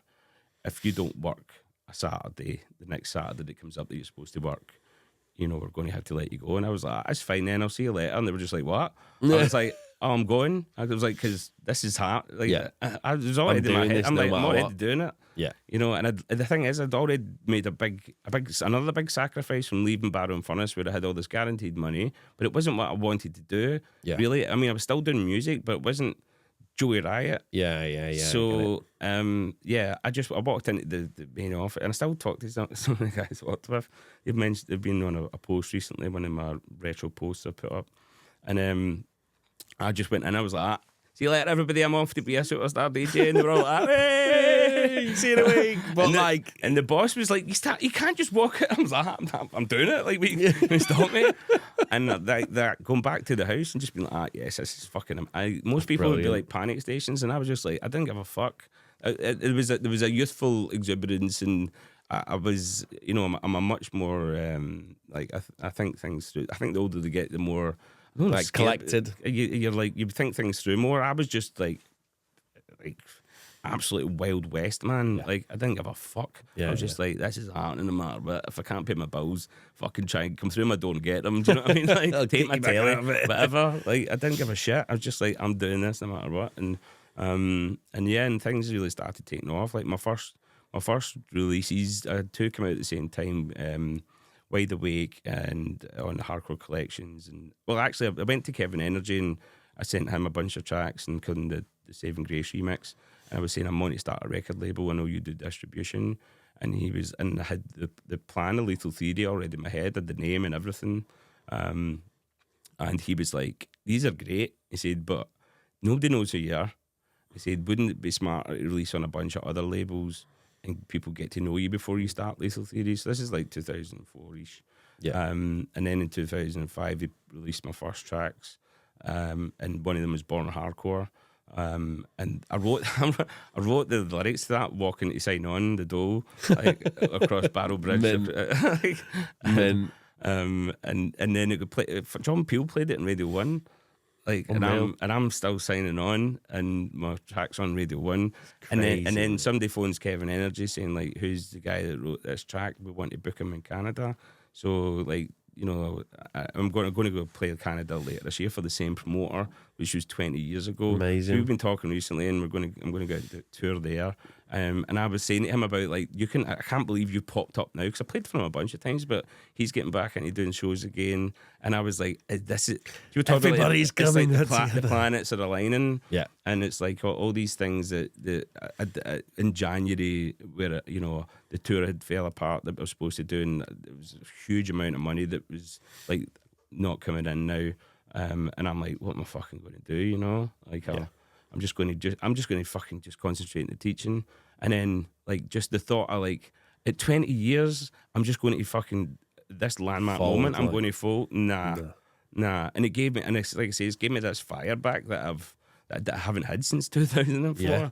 Where I'm like just so fucking driven, man. It's exciting. It's really exciting. I think it is, man. Some of the stuff that's happened recently is just fucking bonkers, man. You touched then on the Lethal Theory bits and stuff like that, but like 2004, what was the turning point? Like, was it the Lethal Theory thing? Was it a few more tracks? Like, where did the whole, because obviously Lethal Theory came out and it just went whoosh and just exploded. Yeah, it's the old saying, it was an overnight success in 10 years. You know, I'd been doing it since I went into my first studio in 95, and I'd been making music since I was about 11. you know. So like it was something I've been driving towards constantly. But then, you know, I was wanting to start the label. Kev Energy had, said about like releasing on some other labels. He had a bunch of labels on New Energy Collective, which I put a bunch of those tracks on, like including the Saving Grace remix that Sign Unknown done. I mentioned about Born Hardcore, and I released, I think, somebody actually put on my post about all the releases, all YouTube links to all the releases I had in 2005. Amazing. And I was like, oh, I forgot. But then I remembered a bunch more. So there might have been at least 10. So going from like nothing to 10 releases, and then being like, I want to start a label. And this is when I heard a track called Rock Your Hardcore on a DJ side set on a tape. By Kurt, yeah.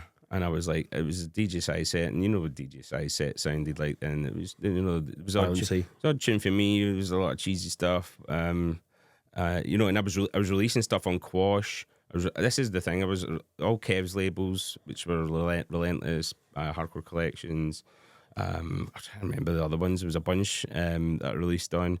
I was releasing on Seduction's label, Maximum Impact. I was releasing on Next Generation, Briss label. I was releasing on Quash. So your personal brand was getting pushed out. And I heard this song, Rock Your Hardcore, on a tape, and I was like, it was so different from everything else and I was like, who the fuck made that? And, you know, this is, the internet was very burgeoning, you know, it was like MSN days. If anybody doesn't know what that is. Yeah. So I managed to get a hold of Kurt's MSN details and messaged them. I was like, you the guy that made this? And he was like, yeah, lad. And so we hit it off on MSN, started sending each other music, and he was like loving what I was doing, I was loving what he was doing, because although we were sounded very different, there was also a lot of similarities in that we didn't sound like anything else in hardcore for a start. Yeah, it was the same away from everyone else. Like it was the same style. I always said Kurt was more like the, you know, like no. I'm trying to say this right. Your stuff was always a lot more musical. Do you know what I mean? It was still banging. It still had obviously all that all the bouncy aspects and stuff of it. But Kurt was always more like the darker side of the music that you made. Do you know what I mean? More crazy and stuff, especially at the start. And we were speaking. I told him that I wanted to start a record label. Yeah. And we were becoming firm friends pretty quickly because we were at really similar stages in our career in terms of he was releasing on a lot of the labels that I was releasing on as well. Thin and Crispy was another one of them. Robbie Long Stormtrooper kind of sound we both loved as well, and the bouncy bits that Gavin was doing at the time. And we thought that, you know, we had really similar backgrounds in terms of the music that we liked as well. You know, in terms of hardcore and stuff like that, and we had a vision about where we wanted it to go, which didn't sound like anything else. And I was like that to him at one point. I was like, I'm starting this label. I was like, do you want to do it with me? I was like, because, you know, I've created this name for myself, and I'm gigging quite a lot now, and you are as well. It was like, but imagine the two of you's done it together. Yeah, like what the power of two people who are new up and comers who are that whole thing of the surround yourself with people, the similar driving, and do it together. And he was like, fucking straight away. Like, so we organised. You know, I'd been trying to get a press and distribution deal for ages. Which, if you don't know what that is, in the vinyl days, you could either pay to get vinyl pressed yourself and then find a distributor. It's quite a difficult job. So if you know, that's the quality of music, it's quality control, because if you wanted to do it, you had to invest a lot of money or find somebody that was going to invest a lot of money in it. Because it was an expensive thing to do. Yeah. You're making a physical product. You're making a physical product, yeah. So managed to get a P&D deal. And on the first release, I was like, I want to do a picture disc. And Jay... I think, was it Alpha Magic at the time, or what were they called? And they changed their name so many times. Jay at the time was like, "It's madness. You can't do a picture disc." And I was like, "Oh, that's what I want to do." He's like, "You just eat up any profit." I was like, "I don't care about any profit." I was like, "I want this first release to blow everything else out the water." Yeah. Like, just because if you pick this up in a record shop, and it's, you know, we had the logo on the front and on the back, we had all these pictures of me and Kurt, like, up to shenanigans. Yeah. You know, out and about doing our gigs, you know, they're just looking like, because we didn't look like anybody else either. All the other DJs, and, you know, no disrespect, and they're all friends of mine now. Like, they were all pretty well pressed and you know, and, you know, they looked apart. They looked like DJs. We just looked like a fucking pair of ruffians, and we were. So the photos in the back, and I was like, fucking, drinking and partying, and, just doing daft stuff. I was like me leaning against a Del Boy car, or like Only Fools and Horses car, with a blown up guitar with shades on, driving back for But it's marketing, isn't it? Do you know what I mean? You're marketing yourself with it, like. Yeah, I was like, but it has to be us. It has to be authentically us. So, and then the other side, it's got a really cool logo, which I loved at the time. Yeah, we didn't make any money off it, but it put us on the map really quickly, and there was good tracks on it as well. Yeah. What were the tunes on that? So there was Your Smile. There was Do We Need the Music, which was, I fucking hate that track, by the way. I hate it so much. But we got a Sign Unknown remix done, and it was a kind of big vocal. So many people over the years that fucking shit. I mean, David Russ was talking to me about it recently, and everybody knows what David Russ is. He's like, I used to fucking love that tune. I was like, I never played that out once. I fucking hated it. As soon as I finished it, I was like, ugh. And Sai remixed it, and we put it on there, and Sign Unknown, sorry, and it was Kurt's, fucking Kurt's again. It was the Eminem sample. Oh, fucking hell. Something shit. The real shit, is it? I fucking can't even remember. Somebody will tell me in the comments, man. Yeah. But it was 4 tracks. I think it was 4 tracks. My memory's terrible, man. If you ask me about the 90s, I know everything. As soon as it gets to like 2000-ish, it's just a big mishmash of stuff. It was just a party. Yeah. Oh, it was a party. All right. Fucking hell. Jesus Christ. It was a party. We were having a fucking time of our lives, man. Because we were renegades. We were like, and the rest of this, there's a really good Vice interview. They interviewed a lot of DJs, and there's some, interesting words for, good friend of mine, Gamma, talking about how, we were seen like kind of as outsiders, and people were kind of, a threat. Aye, we were a threat to the establishment. Yeah. To the norms, and I don't think it was like in a way that they were scared that we were going to take stuff off them and all that, but we just didn't fit into the box that everybody else did, because we were fucking mental. Like, we acted it on stage. Became all, like I said, I became that Joey Riot character. Yeah. I'd come off the deck, it's like, fucking, whoa, let's go. Yeah. After party, I'd be still in that mode, and then I'd be like, I'd start to become that through the week as well. But it was such a fucking fun time to be alive, and we were releasing, because me and Kurt were just making fucking track after track after track. We were smashing them out, one a day. I was doing hundreds of, like maybe 150 tracks a year. How many tracks do you reckon you've made in top, if you had to put a number on it? On average, I've been asked this a few times, and it's really difficult. It's got to be over 1,000, maybe a couple of thousand. I'd done 10 in a week before. That was my record. I mean, they were all shite. But it was like on dead. See, I always thought I was like, I worked better under pressure, which was, it's a lot of bullshit, really. Yeah. And I would, I'm currently getting tested for ADHD, which explains a lot, because I was looking at an old interview of myself, and John, forgive me, I can't remember his second name, was interviewing me, and I've saved a little clip, because he's just like, you've got 3 labels at the moment. I'm like, yep. And he's like, and you've got an event running. I'm like, yep. He's like, how do you find the time for all of this? And I was just like, I just turned to the camera and go, my diary's a fucking shambles. And he's like, how do you do stuff? And I was like, whatever falls in front of me in the morning, that's what I do. And the kind of person I'm now, I'm like, I try to be really organised. Like, I have a list every day for, and literally like, get up, breathe, fucking like eat breakfast, walk the dog. Like I have to get it. Mine's colour coordinated and everything. Like I have to break down everything to get things done. Whereas then I had this just this kind of wild part in my my character. I was just like, fucking whatever, let's just do whatever. But it was a curse and a blessing at the same time, because I was juggling so many things, but I was also like doing so many things as well, and I was always about in people's faces, and I was very aware that my face had to be attached to everything. My name, my face had to be on all sorts of stuff, and of course, talk about like the for instance the Weekenders, the Hardcore Heaven Weekenders. When we got to that kind of point, when me and Kurt really started to blow up, the first two, I went as a punter. And I was another real lucky situation. I was doing a radio show on Hardcore Regime Radio, an internet radio station. The guy who's running it, Guys Compassion, he was working with the guys from Vibe, and he was like, I can't go to the Weekender. He's like, my dog's having puppies, and I don't know when it's going to happen. We need to be at home. He's like, do you want my guest list? And he's like, but you have to stay in the chalet with Gary and John, who run Vibe. And I was like, what? Yeah. I'm like, fucking right. But again, I was fucking skint. I still lived in Barrenfurnace, and I know I'm going pillar to post here a wee bit, but I pawned another guitar. How many guitars did you have in 2000s? I had a few, and I've got fucking one.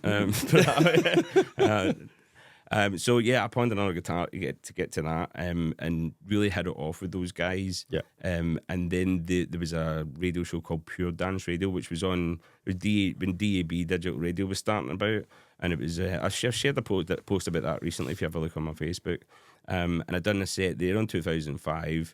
And it was on Sky as well, so people were tuning in Sky. So there was like this huge audience I was getting to. And straight after that show, Gary was like, who run Vibe Light, we said, do you want to play at the next Vibe Light? He said, Scott Brown can't make it. And I was like, oh yeah, fucking brilliant. I was like, so when am I playing, like first? Or he's like, no, you're doing his set, you're on after Brisk at like 1 a.m. I was like, whoa. And like, I wasn't nervous or like, oh fuck, what am I going to do? I was just like, excited. It on. Yeah, because I think one of the things about, when people say about nerves, it's like, I think there's a difference between excitement nerves and like being scared to perform. And I think I was scared the first ever show I done, and I think when you get nervous to the point where you're scared, a lot of it is not being prepared. If you put in the preparation, like you've really done the work leading up to something, all you have to do on the night is just enjoy. Do what you do. Just enjoy it, because I'd been doing those radio shows. Like I was doing my own slot plus any spare slots were going. We done a 24-hour show once.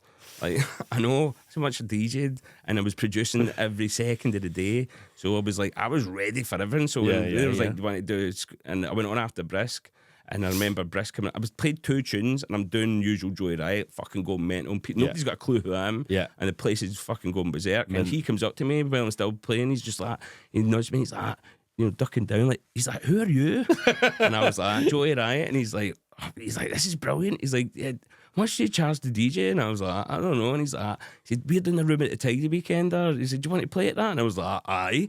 And he's like, I'll talk to you after your set. And I was like, I'm like 2 tracks in, like fucking as if I'm playing at Vibe Light. And then you're like buzzing even more. Like, yeah, so I fucking destroyed that. And, and then obviously moving on to what me and Kurt were doing, he was, doing similar things. Super fucking talented. And he brought something completely different in the game. I was, my performance orientated stage presence, and he was a kind of account of that. So when we played back to back, he was a real technician.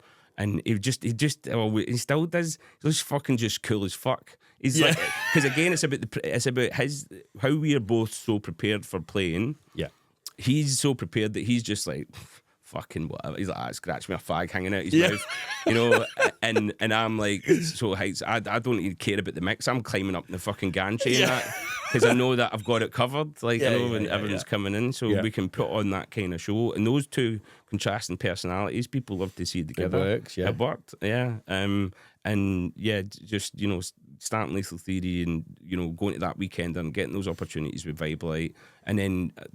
I think the second one I didn't play, but I went and it was snowing. They'd done a weird one where it was snowing. It was like in February or something. And then the next one we played, and we played on the main stage. So going from like going as a punter and literally the next year playing the main stage of it. Unreal. And I mean, there's still videos of that. It was like kind of live-ish experience. So we were both on the mic. So when he was DJing, I was MCing and vice versa. Yeah. And we took a film crew, which nobody was doing at the time. It was Lethal Theory. It says Lethal Theory DVD if you want to watch it on YouTube. Thoroughly embarrassing. Brilliant. So yeah, that Lethal Theory DVD's class. I still watch that to this day. It's hilarious. But also it's it's brilliant to watch. And then I can't, you'll watch that and you think it just looks like you're having a laugh. Which we were. And it works. And it goes back to that whole thing of, it's so important to enjoy what you do because so many amazing things will happen. Like you won't even realize you're working your bollocks off. Yeah. And so you won't feel like, I'm working again and I'm working 20-hour days. I'm doing all these shows and stuff like that. But like at the same time, you're having fun. So you're not perhaps getting tired. Do you know what I mean? You're not getting like mentally down because the thing is, like, I wasn't really comfortable on camera. Kurt still isn't comfortable on camera, but I was like, we're doing a DVD because I knew how important it was to get. If we're going to get big, people have to attach the music to the face. Because I would walk into raves and somebody would play my tune, and I'd be like looking around for getting recognised. No cunt had a clue who I was, and that's obviously a bit of narcissism in there. But I'm like, for me to be, I understand the technicalities of trying to get bigger and well known. Like that track people have to hear it and then turn around and go, oh my God, he stood right there. Like I knew that had to be important. So like, I'm like, let's take a film crew. Shout out to Jay from Portsmouth, who'd done that and done many other things with us. We just like went round Shallys. Like I was terrified inside, but I'm also like, fuck, like, what's the worst that can fucking happen? Yeah. Like these, because the thing is as well, I was like, these are my people. Going right back to the start of this podcast, and when I went at my first rave, I was like, this is where I'm supposed to be. It's not in the streets of Glasgow, fucking chasing people with bottles. This is where I belong. So like, I like any fears I had, I could quickly dispel. Yeah. And just knock on shallow doors, and people don't know who I am.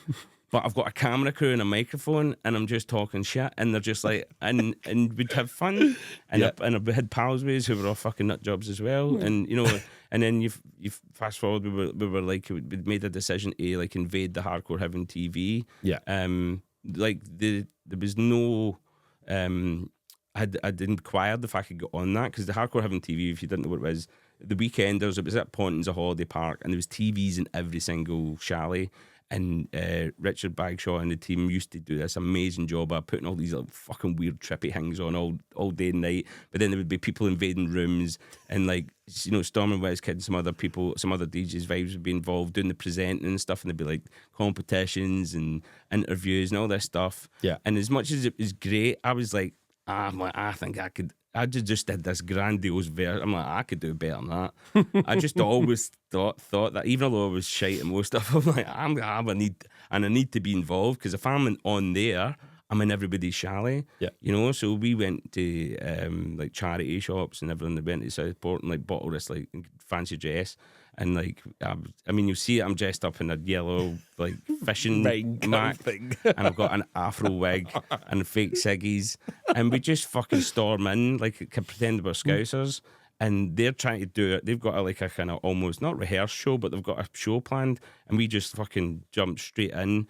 And you see the faces like, what the fuck are you doing? There's this point where Storm's looking at me going, what are you fucking doing? And I'm just like, this is happening. Do you want a ciggy? And Rich, and Rich, who is part of the, he's a good friend of mine, Richard Bagshaw. He was like, "Fucking do it, go for it, man! Like this is brilliant." Because he loved the whole just this hijacked television. It's just fucking crazy. Yeah. And then I became an integral part of the Weekender. It was like I felt like I was Mr. Weekender. Yeah. Like, and I know probably a lot of people that went there and maybe say something else, but I was fucking everywhere at those Weekenders. Yeah, because it's from, a marketing perspective as well. Like you say, not only did you go there to promote yourself, people will watch that DVD, and that's brilliant marketing. People will watch that DVD to look back at the Weekender, but you and Kurt are all over it. Do you know what I mean? So straight away, you put one with the other, didn't it? And then the next year, like, there was Raven Eye magazine was kicking about, and it's kind of stupidly, but again, it was one of those things where I was like, there's not a good enough magazine out there, and it kind of faulted my career a wee bit. But me and some friends, big shout out to Obi, we started Core magazine and put ourselves on the front cover. I'm like, it's fucking my magazine. I'm going to put myself on the front in the main interview. And then we stood at the door. We went up early at the weekend, the night before it starts, stay over.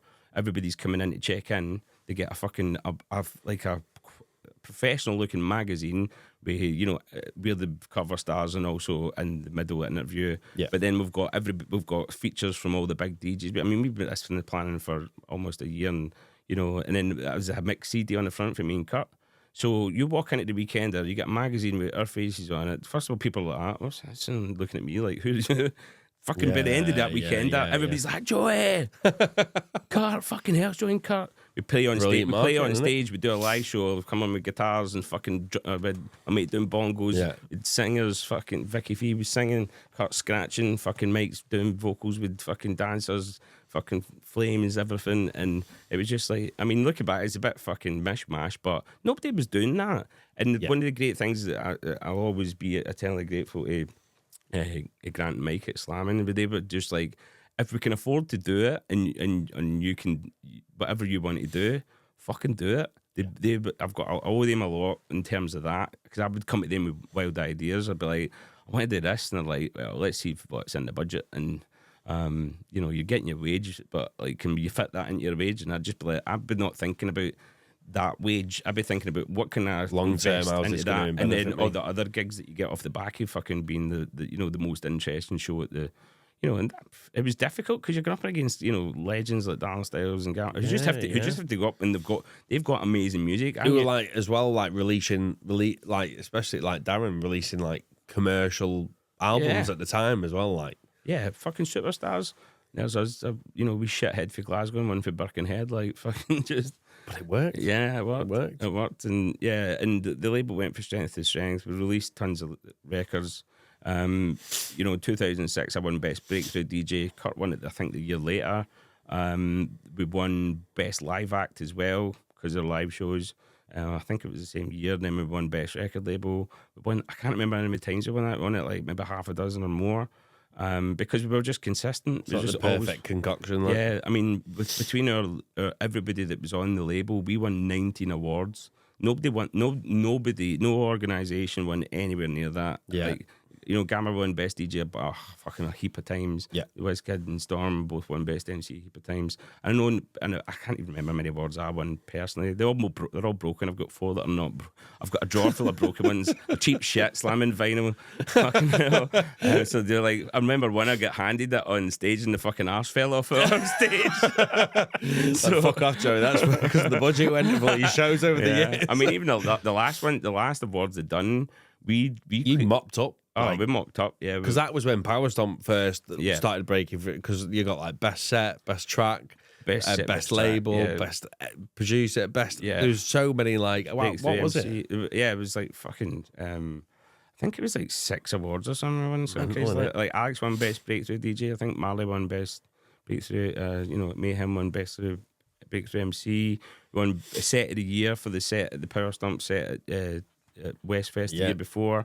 Won Best Album for this is Power Stomp. Best track. No, I don't think it was a best track. I won like Best Gava DJ. Yeah. Which I hang on about 4 or 5 times as well. But you were in every single category as well, weren't you? Like I can remember voting, and it was like. It was really hard not to pick Lethal Theory for anything. Like, if you didn't even like it, do you know what I mean? It's like multiple choice 4 questions. You've got like him, and then the other 3 options are Lethal Theory. So it was like, fucking hell, it's just right. But like, you both, and even as a collective, like it was always that whole thing of, it's not, you never did anything in halves. It was always, we are going to fucking, hardcore innovators, like, as they say, like, and it was almost like at every time the scene went a little bit like that, it was always picked back up by Lethal Theory. Do you know what I mean? Whether it was you, Kurt, anything, it was always the saviour of the music. Do you know what I mean? Like, if like the Power Bounce stuff didn't come out, would people still be raving? I don't know.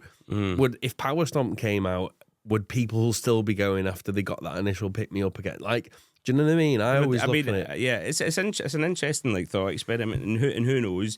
I mean, there were definitely catalysts to. I mean, especially like Power Stomp, for instance.